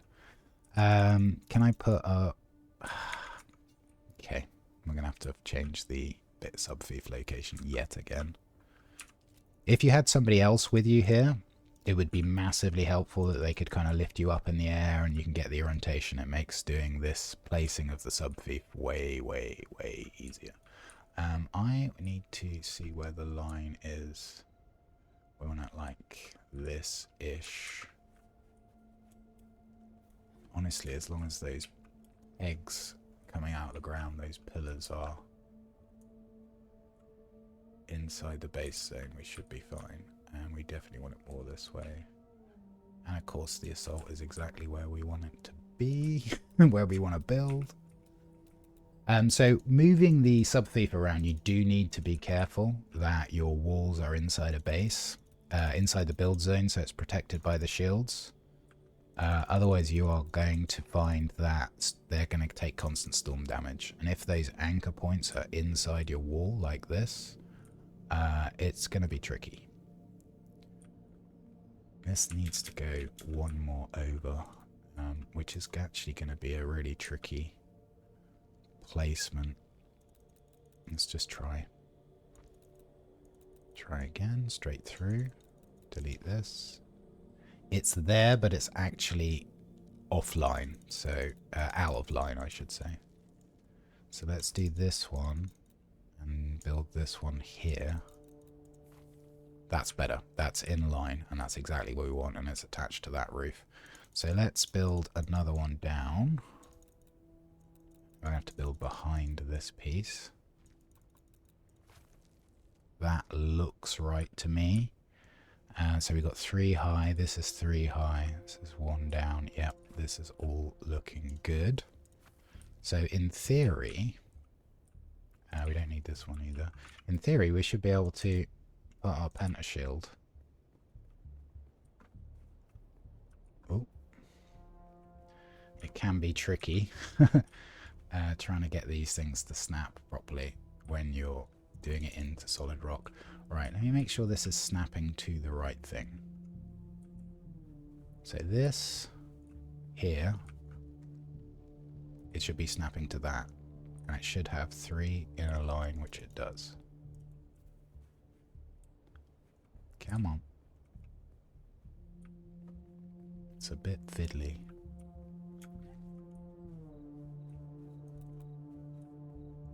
Let's try it from the bottom this side. Sometimes when you're doing these things, if you do it from different angles, it can help. Why are you saying you're overlapping? Is there anything in the way here? Oh, there's a foundation.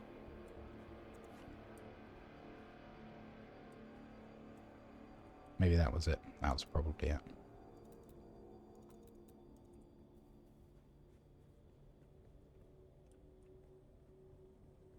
Go on, you can do it. There is a wall there, right? Or are these out of line?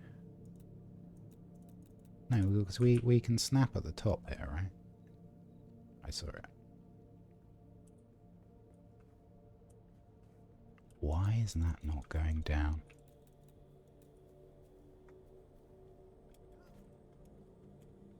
Let's see. Ah, right, okay. 1, 2, 3. I'm not sure these are actually aligned properly. I'm going to need to build the wall right out just to check the alignment.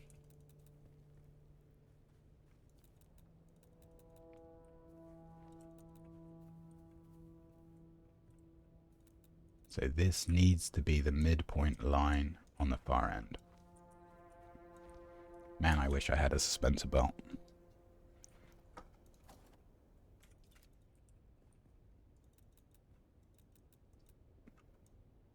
It's quite uncommon for me to not have a spare one out here.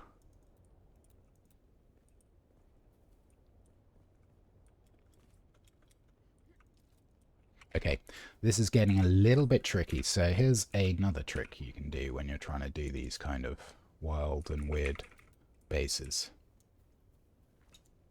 Just going to put some foundations down. I'm going to put some power down. I'm going to make a fabricator. Let's grab some power out of here.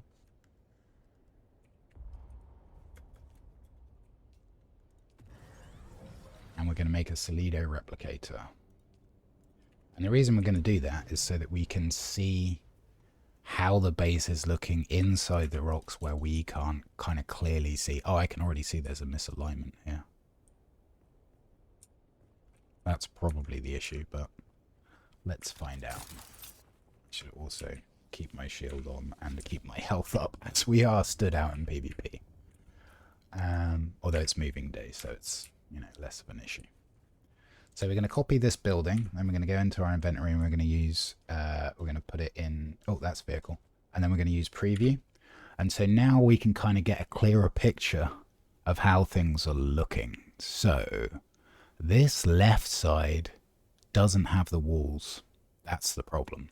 It needs 2 more walls below here, and it's got a spurious wall there. So that's why it wasn't connecting.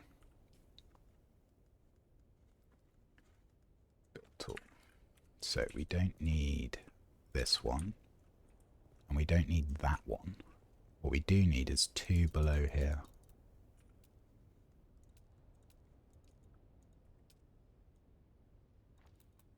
That's not where we want it, but we'll build again in the same spot. Delete this. I think that's the wrong orientation as well. We want it vertically here. Try again.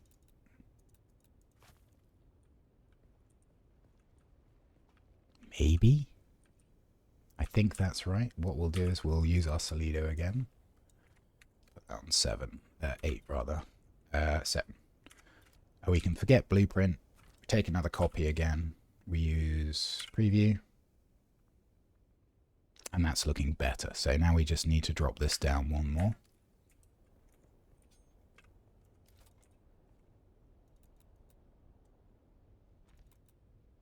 Nope, that's definitely in the wrong place. That's not right either.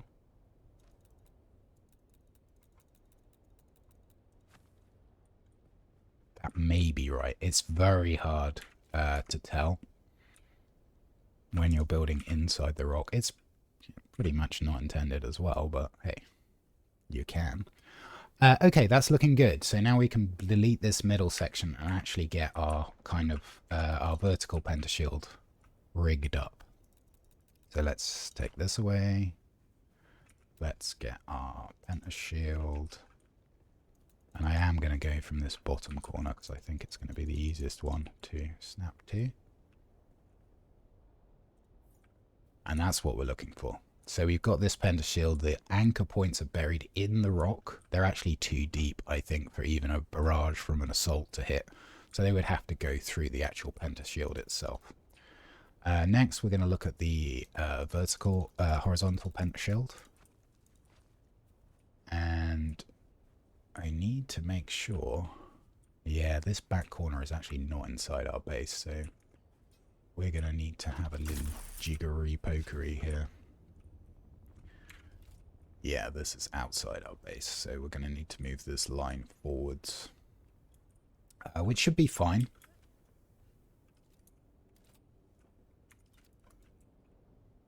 Yeah, so this is going to become... Yeah, this line is going to become our back line. Let me just get rid of this a sec. Do we need that platform? I don't think we do. Don't break anything. There is a lot of that when you're doing these building inside the rocks. It's like, please don't break. Yeah. Yeah, it's just got to be one forward. So some of this is going to, like, you're going to be able to see it whilst I'm putting up the framework. Oh, god damn. I don't like it. Me come out and have a look. Of course, the easiest way to do this would just to bring a staking unit, and then you'd be fine, right? So this can come... I've got quite a lot of space here. So this can come southwest at least 1 cubit, maybe 2. So we demolish. Of course, our assault is exactly where we need to build again. Urgh. Get right in there, out the fucking way. Thank you.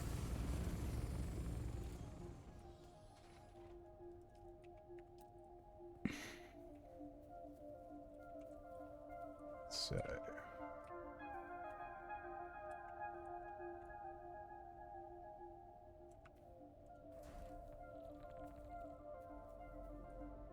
got a lot of space that side. Have we got a lot of space this side? This is where, again, having a fresh suspensor belt so I could just fly up and see what everything looks like would be better. Looks like that back pillar is still not quite inside. Yeah, it's really close. Let's adjust the angle, because this is ultimately going to be a rectangular pentashield. So we kind of want the sub-fief aligned with where we're going to be building. And it's very difficult to kind of get that alignment right. I'm going to see if I can get it. You know what? Let's step up here a little bit. Let's just stick this down anywhere for a sec. What I'm going to do is, and I should have done this a long time ago, is build myself a building platform. So this is going to be like center-ish of where the base is.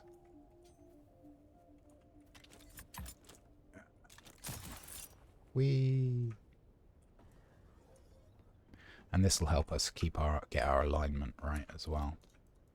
So let's demolish this. And this is going to be like roughly center. This might be slightly, yeah, this is slightly too close to a no build zone. But we should be able to at least get the alignment right. I think that back corner's still not inside.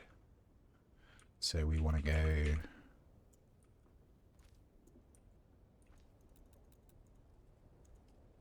like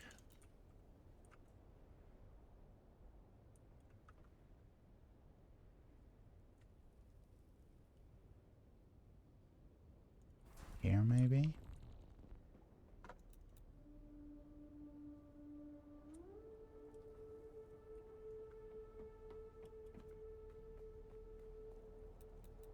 Yep, that looks fine. Okay, so now we can move this. A large sandstorm is approaching. Yes, yes. Let's get this out the way, which no doubt will be in the way, because it's just how it goes with me sometimes. This is fine, this line. That's good. That's a good corner. This is not good. It needs to get removed. So we're actually going to use that original back line.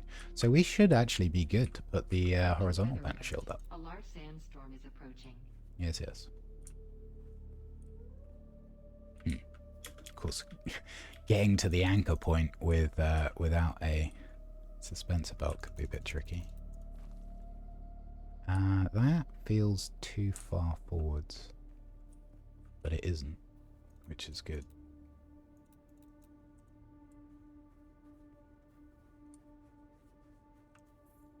Boom. Actually, that needs to go one more over. So, one more over, or we move this pentashield in. No, this does actually need to go one more over. Now, question is, does the anchor point at this end have sufficient walling to be able to do it? In fact, that is in the way. Can we get rid of that? We can. Awesome. Sector weather alert. A large sandstorm is approaching. Uh-huh. I'm sure it is. Let's take it from this corner here.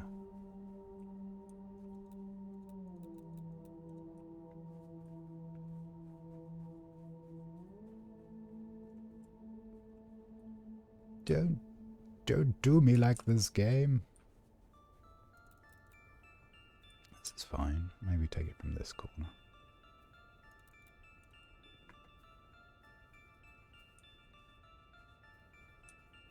Come on. Yeah.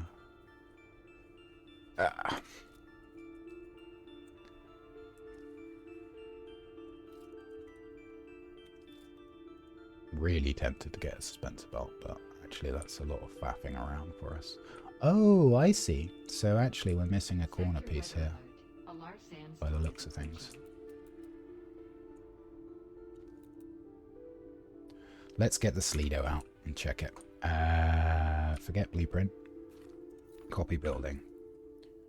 Preview. That is looking perfect.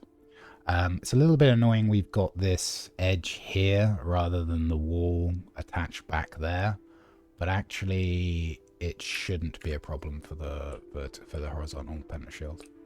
So we should be good, in theory. And it could have been just that last piece that I put down that was causing the problem.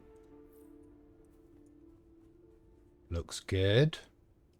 Horizontal. Yeah. Hey, look at that. Awesome. Right. So, the next thing we need to do is actually work out how much power this is going to take. Is that an actual sandstorm or is that Coriolis? No, that's an actual sandstorm. Okay, well, let's try and get this pentashield up, shall we? Give me storage. Give me metal, fuel, iron, steel. Yeah, obviously this takes a lot of power. So power usage is 228. 228 divided by 75 is just over 3. So we're going to need 4 fuel generators. I'm going to do this kind of quick and dirty, just because we have got an actual sandstorm incoming. So of course the assault is in the way. Structural, yeah. Sector weather alert. Yes. A large sandstorm is I approaching. am aware. Thank you, game.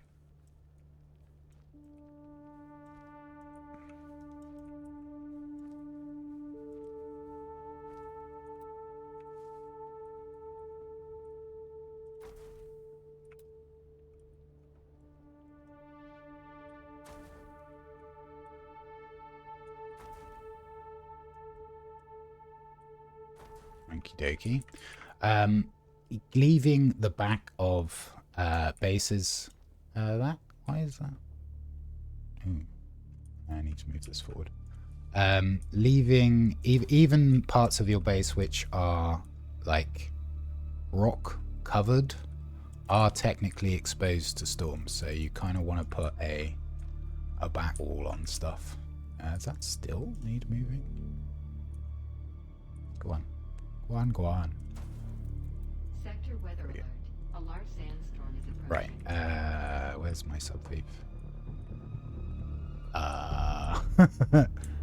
Oh, there it is. Under the assault, of course. Boom. Oh, we've got a... No, we don't have a hole in our pen shield. We are water sealed. Let's go. So, we'll just tidy this up a little bit. We do want to make sure it is actually, like, fully enclosed.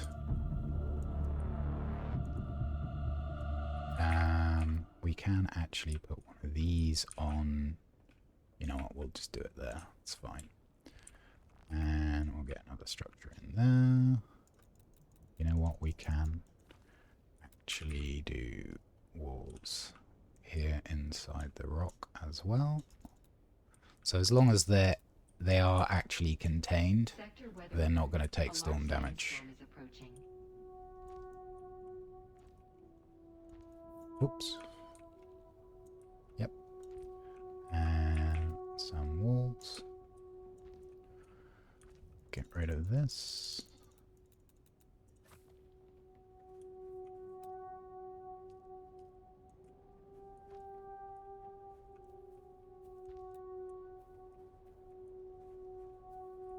And we'll move a box inside.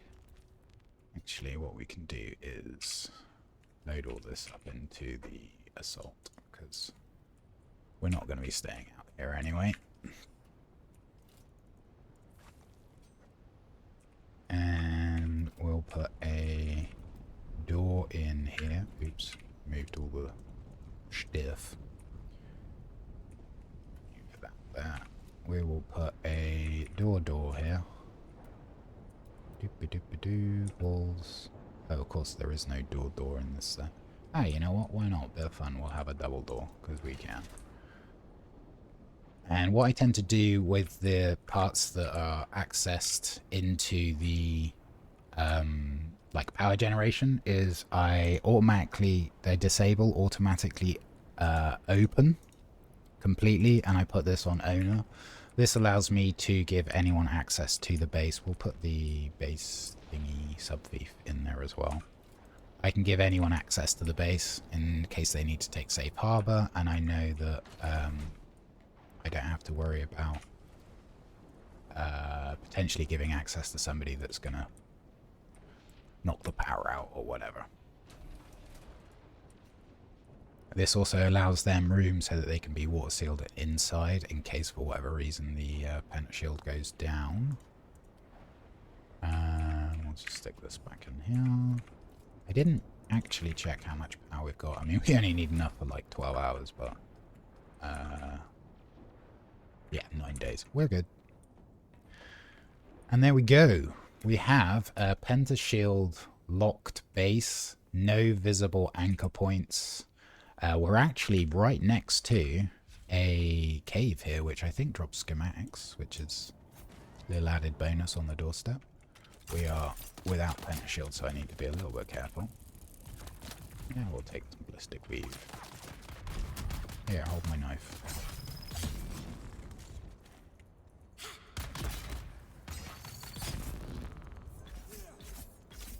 And if you wanted to, like, there's enough space under this pentashield to put some... Could you die, please? Thank you. To put, like, maybe a death stiller in here, and you can just top up, like, 1 or 2 bodies. Like, there's room for some production if you wanted to. And actually, the reason that I wanted to have this base is because... Oh, we need to delete those upgrades. They're a bit of a giveaway where the anchor points are. Let's do that. Go away, and go away, and go away. Go away. Oh, that took out one of our pentashields. Interesting. So that was actually supporting something. Maybe this up right here? We'll have to fix that. Structural column build.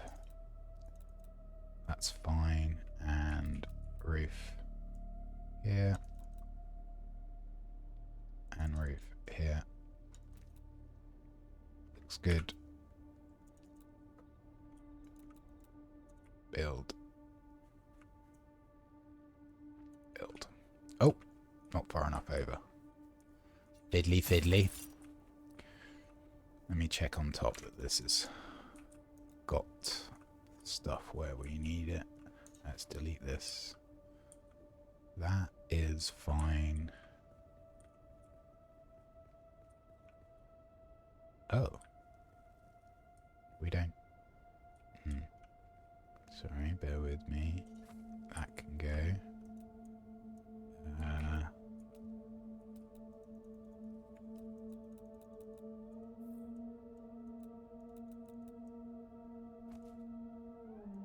That is the line, right? Yeah, this should work. He said.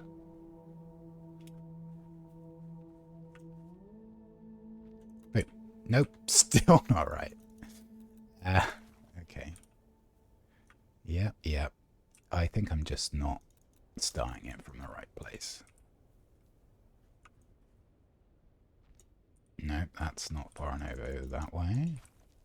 I have noticed if you repeatedly build and destroy pentashields, you can end up in a situation where you lose out on some of the materials. You don't seem to always get them all back. But we bought extra, so we're good. There we go. All fixed. No telltale signs. And yes, part of the reason why I wanted to build out here is I wanted access to these titaniums. So you could see at the beginning of the week, you find this spot.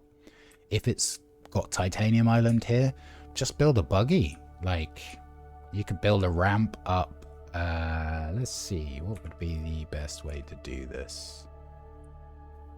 Let's see, inclines. If we were to put something like here, maybe? Yeah. That would probably be, honestly, maybe we move it forward a little bit. Then you can just kind of drive straight through your own pentashield with your buggy. Let's see if we can get this working how I want it to work. Yeah. I know, insufficient stability. Let's put this up a bit. Incline. Yeah, look at that. You could definitely just drive a buggy up there.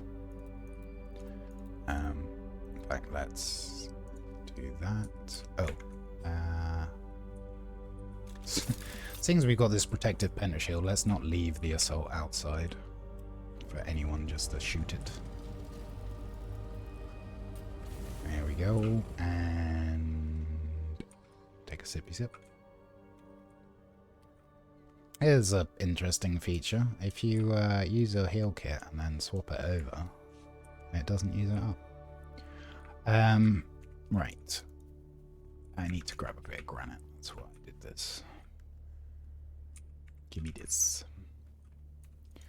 So we'll replace this with this.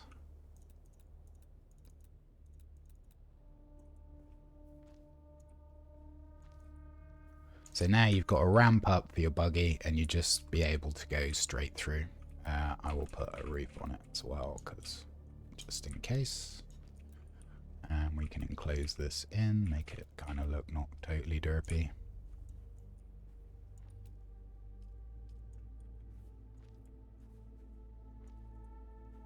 Come on. Come on, game. Thank you.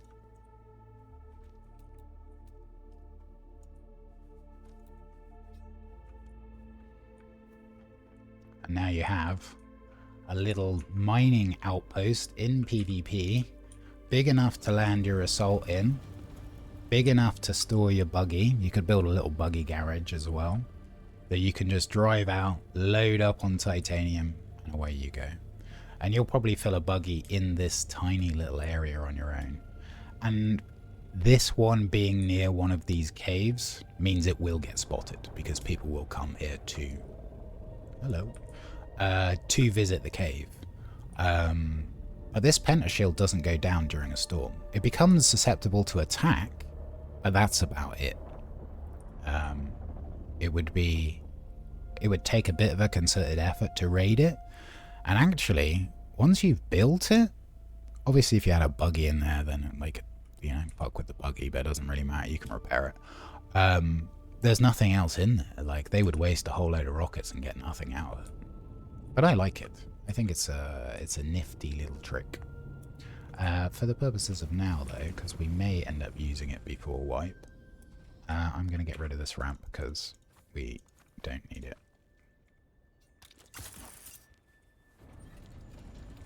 And there's a little PvP base. You can also invite people out, give them access. There's enough room under that pentashield to do a bit of practice dueling, which is cool.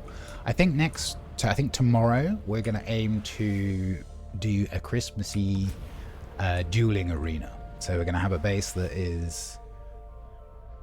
has its sub-fief in PvE, but it's built close enough to a control point to flag people for PvP if they want to. We'll have a little viewing area for those that would rather watch than fight, and a little fighting pit thingy for people to have some duels, and maybe we'll get some PvP on the go. Be fun.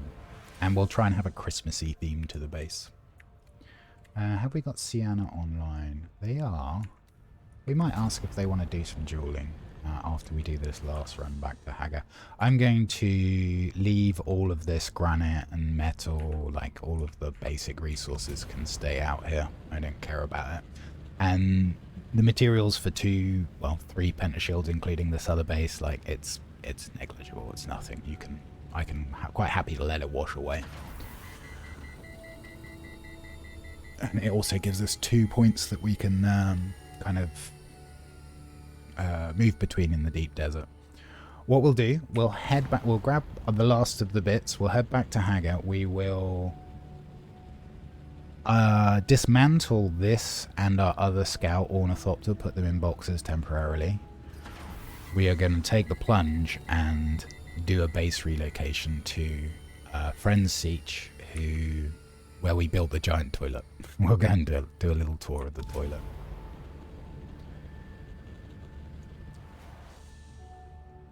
Or the DD relief station, as I called it when I brought it out.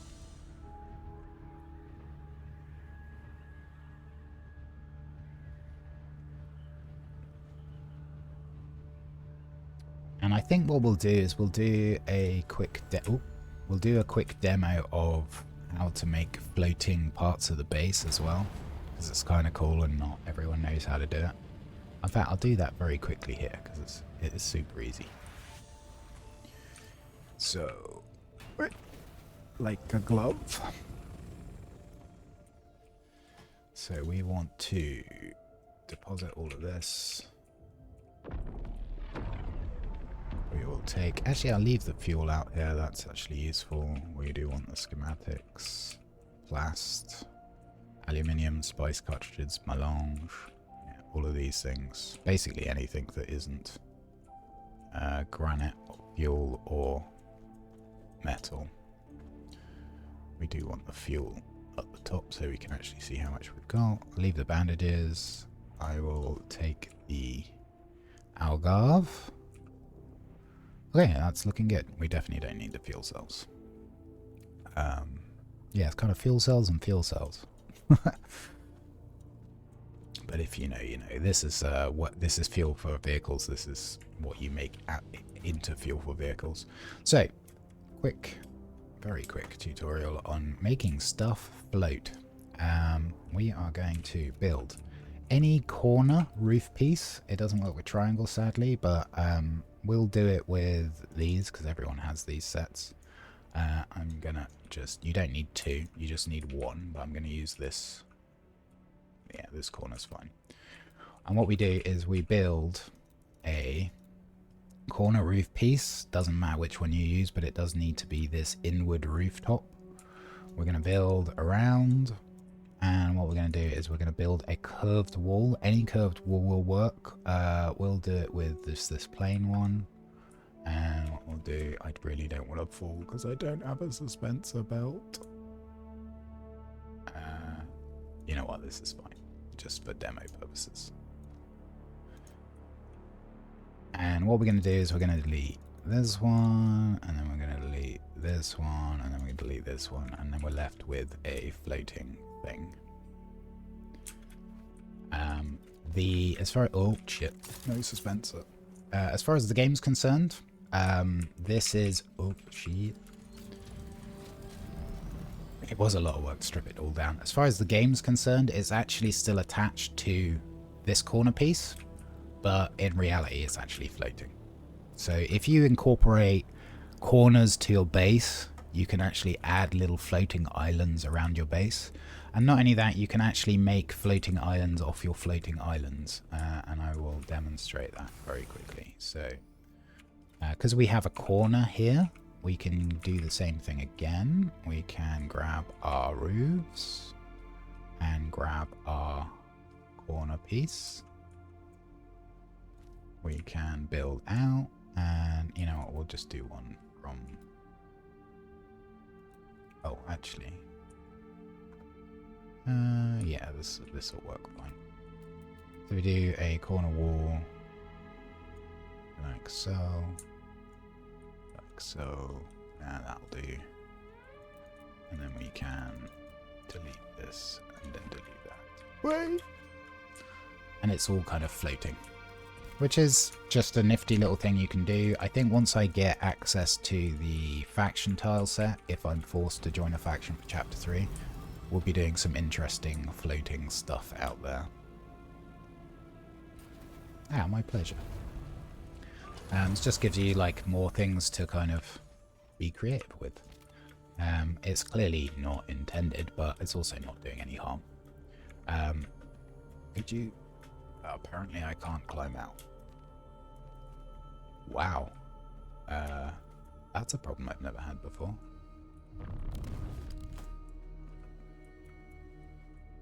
Okay. It doesn't like people climbing up walls through pentashells. It does funky stuff.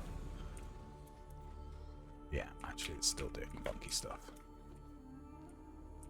Am I trapped? Have I trapped myself? No, I'm good.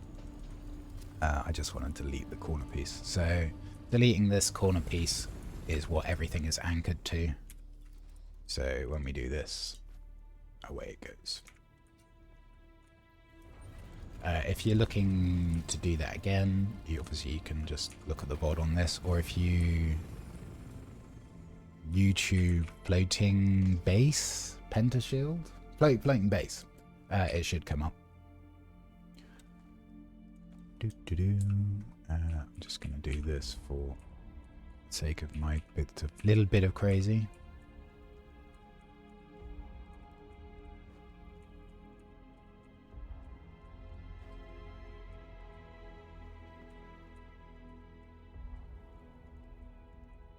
Oh, actually, we don't want this container at all. What am I doing? What we're going to do is we're going to make a metal container, because we actually want the materials from this box. They are valuable to us. We will take this, and this. We don't need that. Sure, we'll take the 2 bandages. Everything else in here is worthless to us at this point. And I'll take the partially used fuel cell as well. We can delete this for the materials. And yeah, well, there's nothing here we need. So how much granite was it, excluding this? Let's see. So we've got, we'll call that a full one as well. 2, 4, 6, oh wait a minute, it's 5, 10, 15, 20. It's like, oh my brain. 2,500, so that is 5,000, it was 10,000 granite. Over 10,000 granite that we ended up using for our base. That's bananas. Oh look, there's still uprights here. You know what, I'm not going to worry about them now. Right, let's go and try out the base building, base backup tool, which is a little bit scary. There being bugs and whatnot in the game. I think it'll be fine. A friend of mine relocated to the same siege from the siege that I'm currently in. Oh my god, I had a suspense belt on me the whole time. I am God's stupid idiot. Damn it. That was silly. We could have done that PvP base much quicker. Oh well. It is what it is. What we'll do is we'll chuck all of these in the broken box. And we'll go out. Have we got a new battery? No, I'll treat myself to a new battery too.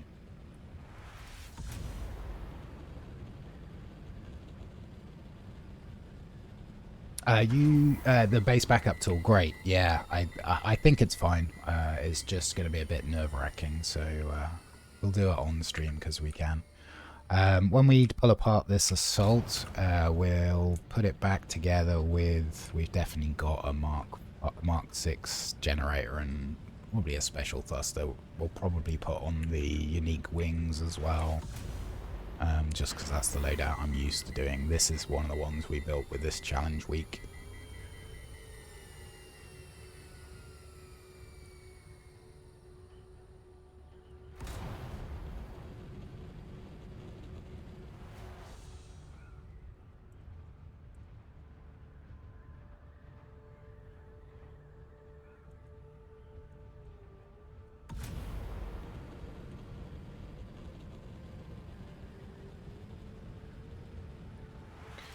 It's you can kind of the moving day, as everyone calls it.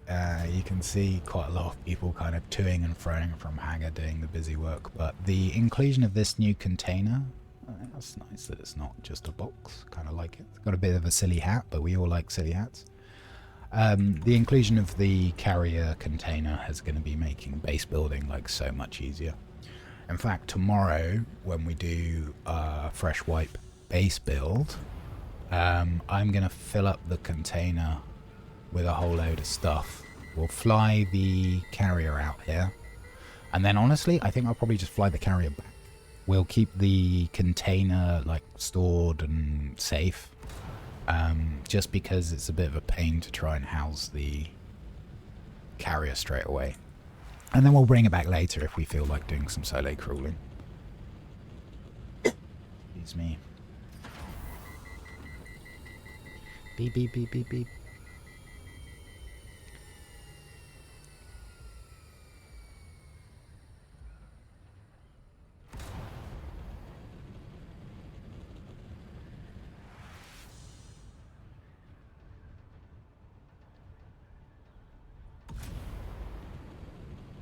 So the base backup tool will back up everything that is inside a container, inside a refiner, essentially everything that's on a foundation will be fine. It won't back up vehicles, which also includes the new container. So the new container, if you've got stuff in it and you back up your base, is just going to fall to the ground, as will any other vehicles. Rather than waste the fuel that's in our carrier, all it really matters, we'll fly that back to the siege that we're planning on going to, which I can't quite remember the name of, actually. Excuse me.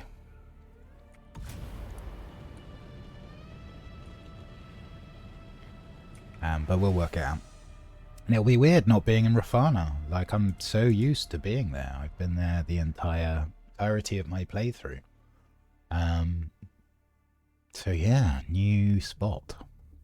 I'm kind of tempted to still put my base where it was, like in that rough same place in Hagga Basin in the new siege, if it's available. Just because I think it's a good location. It's got easy access to aluminium, it's close enough to shield that you don't really need to think about it, but we'll see. This is not going to be our forever home even after we move, because the inevitable server merges are coming. Character transfer will be enabled first. They'll see how the population chooses to move around, whether they choose to condense or spread out, but ultimately they're going to be looking at running the least amount of servers they can to reduce their overhead, whilst keeping a good gaming experience for people. I think higher population density generally is going to be more fun for people. For the kind of devout soloer that likes to just potter around without PvP, they're possibly not going to like it as much. One moment.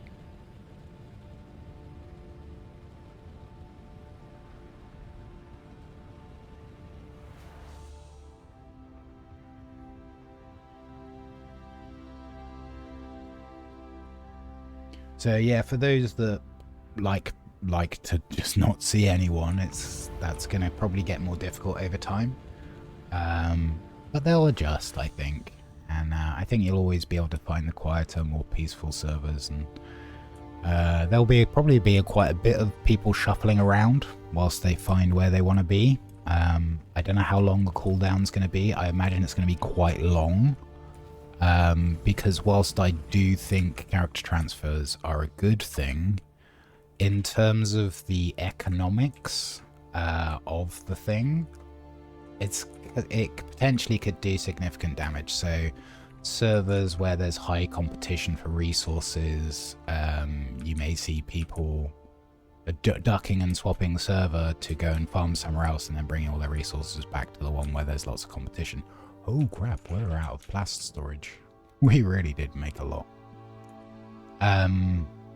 So that's going to have an interesting impact on the economy, but honestly, the duplication issue, the bots running around and all of that had made such a significant dent into the state of play that I think people hopping and waiting for a cooldown is probably going to have less of an impact. I'm just going to stuff all this stuff in here, I don't care.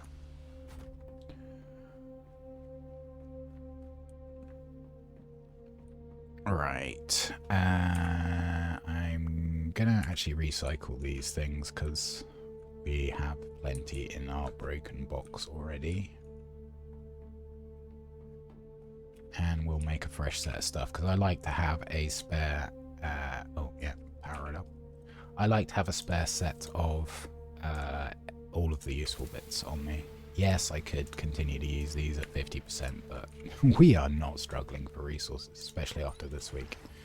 So let's have a full dispenser, a shield, and a... Oh, actually, I do have a lot of batteries already. I accidentally clicked craft all once on batteries, so I have quite a few spare kicking around. Instead of craft one, I crafted 25 or something crazy. Alright, there's our spares restocked. We need to pull apart our scout and our salt here because we can't bring it all with us. What I think I'll do actually is I will make a storage container out here for exactly those bits so we know where they are. This is probably going to break entirely whilst we do this, but that's fine. I will just make a new one.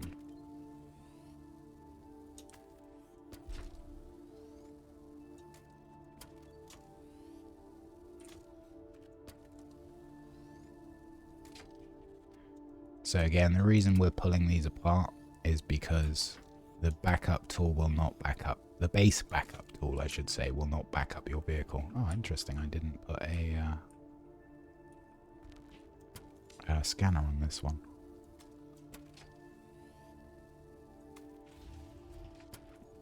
So if we were to use the base backup tool now, all of the vehicles would just fall to the sand. And we wouldn't have anywhere to put it. If we put it in storage like this, they will come with the base. Is there anything left in this? There is not. Good. You know what? We'll just use this. As soon as this tool breaks completely, we will make a fresh one. And recycle this one. And I suspect it will die before we even finish pulling this apart. Alright, give me this.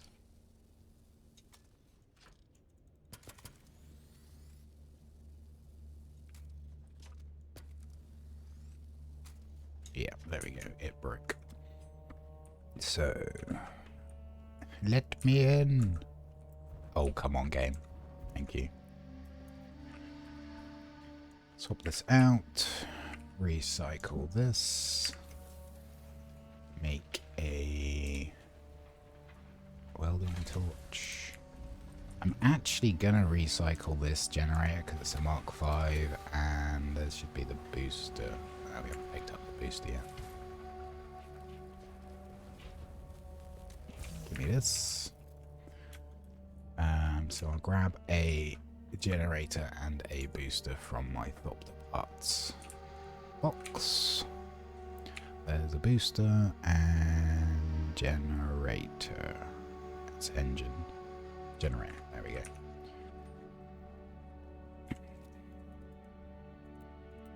We need the welding torch again. Got our fresh one. Detach.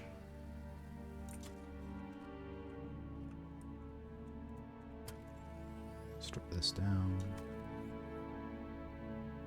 So if you happen to meet Shai Halud at close range, you will end up with a tooth. And as you say, it can make a crisp knife. The crisp knife is really only good for 1 or 2 hits, and then it's broken. So it's very much a last resort sort of thing. Actually, we don't want these wings. We're going to put the Mark 6 special wings on. So let me do the old switcheroo. I think these ones have had a bit of wear, but I don't care. They're still just great. It is. And we will recycle this Mark V booster, otherwise I will confuse myself at some point and think it's a Mark 6. Wonder why I'm going slower. And plus we know the Mark V booster is readily available as a loot item from testing stations, thanks to this week's challenge. Detach. I'm not sure we've got enough volume to pick up this chassis, we'll see. No, we did not, so we'll have to come back for that. Or did we? Did we just about fit it in? No, we didn't. The chassis is not here, so it should be on the floor. Let me double check.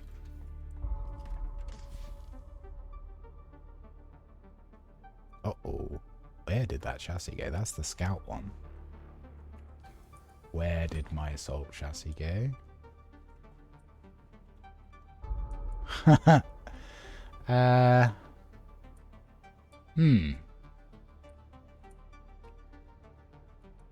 Let's see if it fell to the ground.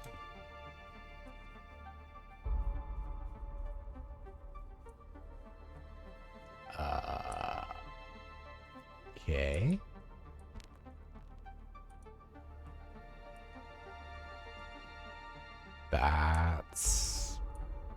a thing, I guess. Well, luckily we got another chassis in here. Just gonna double check. I'm not being completely blind. One chassis. Yeah, that other chassis just absolutely just evaporated. It vanished. And there's a booster module too. Well, crud.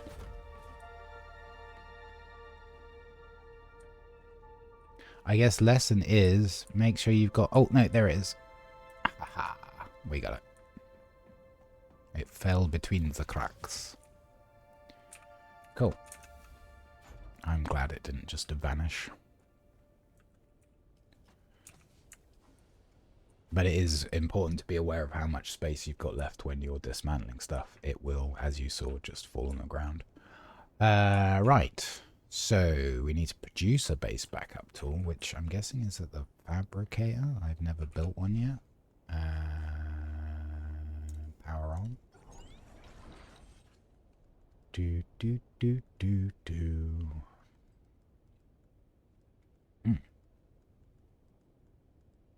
Construction tool. Solido replicator.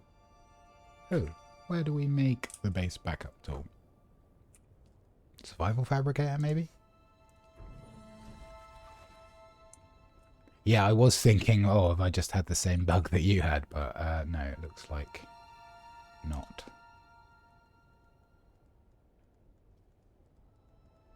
Vehicle backup. Do I have to research it? Is that a thing? Perhaps. Oh yeah, look at that. There we go. Where is this made? General and survival. Oh, that's really nice. My last 2 intel points are gone because that was actually bugging me. Right, here we go. So it should be here now. Yeah, base reconstruction tool. Costs 10 iron. Seems like a bargain.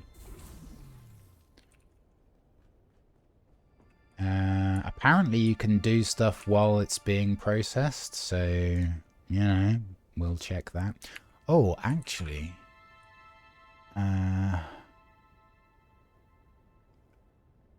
No, I can do that after the stream. That's fine. Sorry.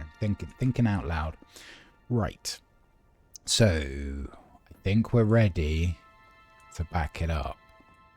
Our carrier should drop to the ground. Does our carrier have sufficient fuel is the next question. 66. You know what? That's just 69. Nice. Let's just fill her up. How are we doing for fuel? Ooh, we are almost out, so let's pick up some more. I'm guessing there's some in here. If not, I know where there are some. Nope. Okay. There are definitely some in the other box.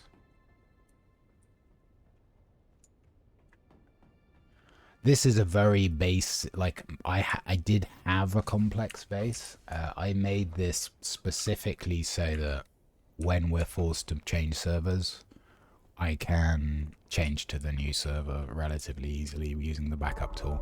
For now, I just want to test the backup tool by moving to my friend's server, and so that we can see the toilet base that I built for him. Okay. Here we go.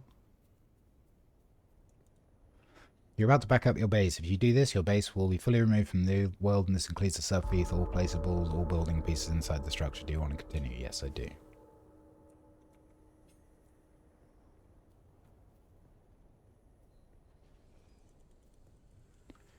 Okay.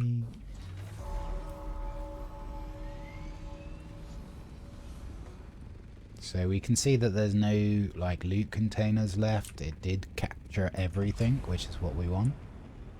We're going to go to the overworld, we're going to return to the menu, and we're going to come back into our new home siege.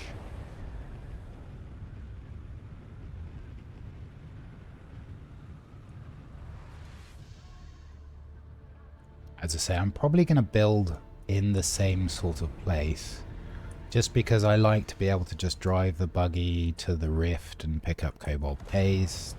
It's very convenient for aluminium. Direct access to Sheol, admittedly using the carrier anyway, but it's it's just a handy location. It's close to an actual trading post, so if for whatever reason you end up with nothing, then you can go and get some money together and ask for a flight over there, and yeah, it's just helpful. If you lose everything out in the DD and you need a taxi back, you can taxi directly back to the trading post nearby, and you can get back to your base. Like, there are a few reasons. There's a good argument for having somewhere very close to the zone wall to reduce that time between moving stuff. And that may be what we do for our final base, wherever we make that.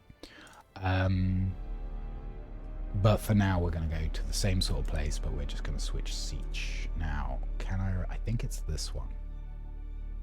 Let me look. Just looking through the friends list here. Yes, this is the one. So it's interesting, we've still got our home base icon in Rafana, which is our previous home one. The snap to origin is definitely a great thing that they've added. Haven't checked ahead, and if you've got a complex base, you should definitely check ahead to the seats you want to go to make sure that the spot is free. But because I've designed this space to be highly portable, we should be able to put it down anywhere where there's just like a little bit of flat rock, really. It doesn't take up a lot of space.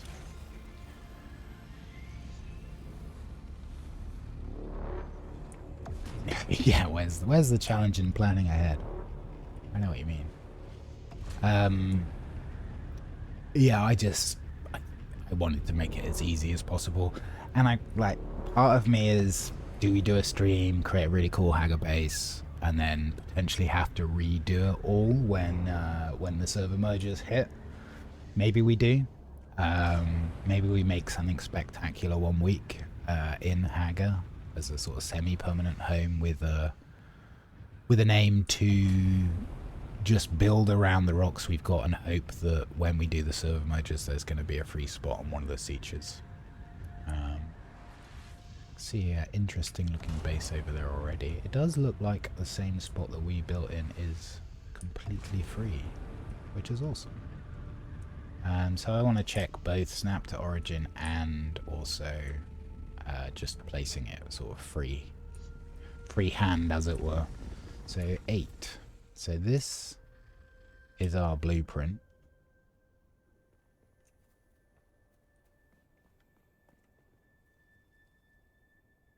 Foundation, not enough support. Not enough support? Really? I mean, like, clearly there is enough support.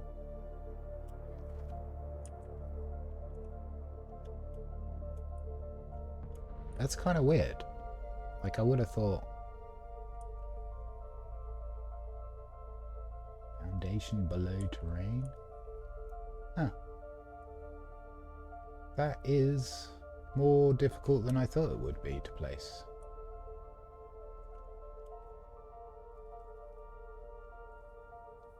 And like, that has got to be like the most simple thing to like provide, right? Like, it's just 4 pillars that it's stood on.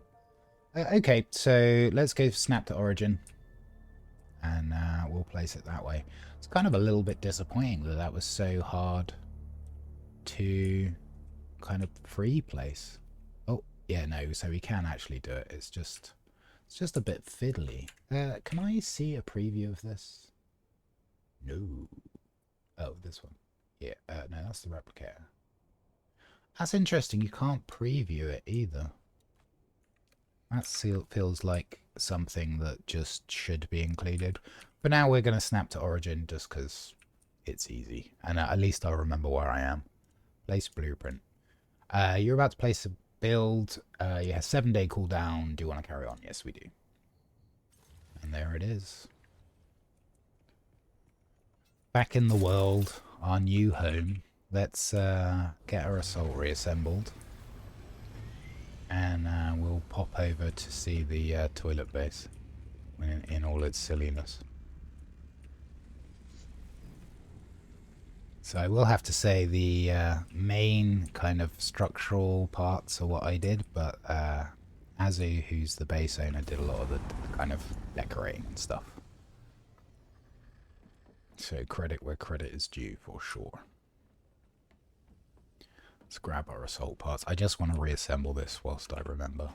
Otherwise I'll be like, I need to grab an assault really quickly and it won't be there. Yep. Okay.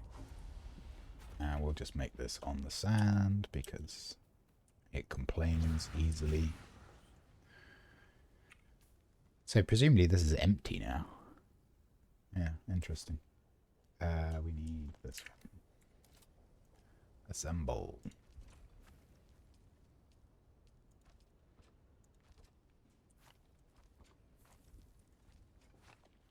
Wow.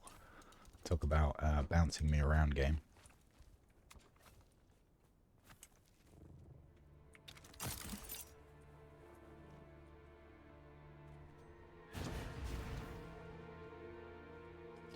And we're going to take storage, cockpit, engine, generator.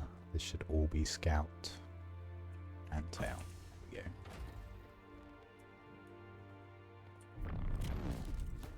Unfortunately, I like the default color, so I tend to always fly these colors.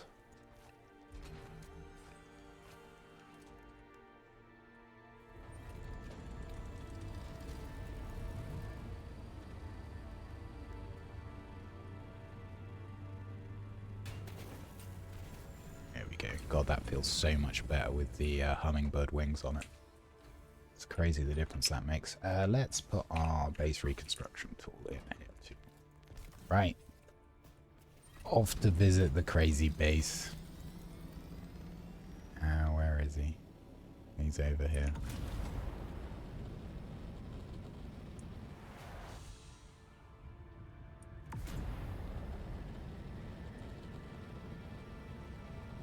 The material view is really handy. Actually, that's something you can do with the Solido replicator as well.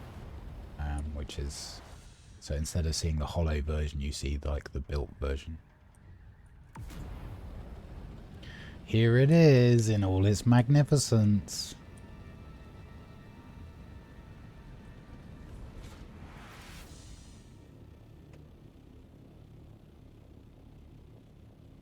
God, it's so big. I forgot how big we made it. Very silly though. It was fun to build though. I fancy this one is a bit bigger than the other one. And he's done this kind of cool architectural thing inside. Little storage boxes, etc. He's had to take a break because of Christmas holidays, families and all that kind of stuff. But he left everything running on fumes on the generators. So we had to... me and Exia did a little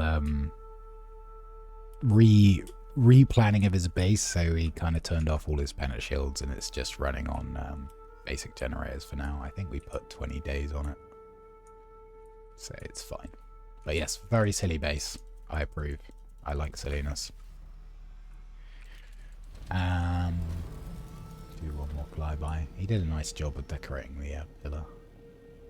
And he's used the floating technique that we were looking at out in the deep desert, so you can see these are actually just floating there in space, which is kind of cool. Big old pentashield for the bowl. I quite like the toilet roll. It took me a little while to like work out how to do this, but I think it looks kind of cool. And the flush on the top. Interestingly, he didn't put any side accesses to the base, which I was kind of surprised about, but I think it's a work in progress for him still. Oops, sorry, I didn't mean to punch the mic there. It's looking great. That's very good. I will have to remember that one and tell Azzy. He will appreciate that. It's a proper dad joke. Your toilet's looking good.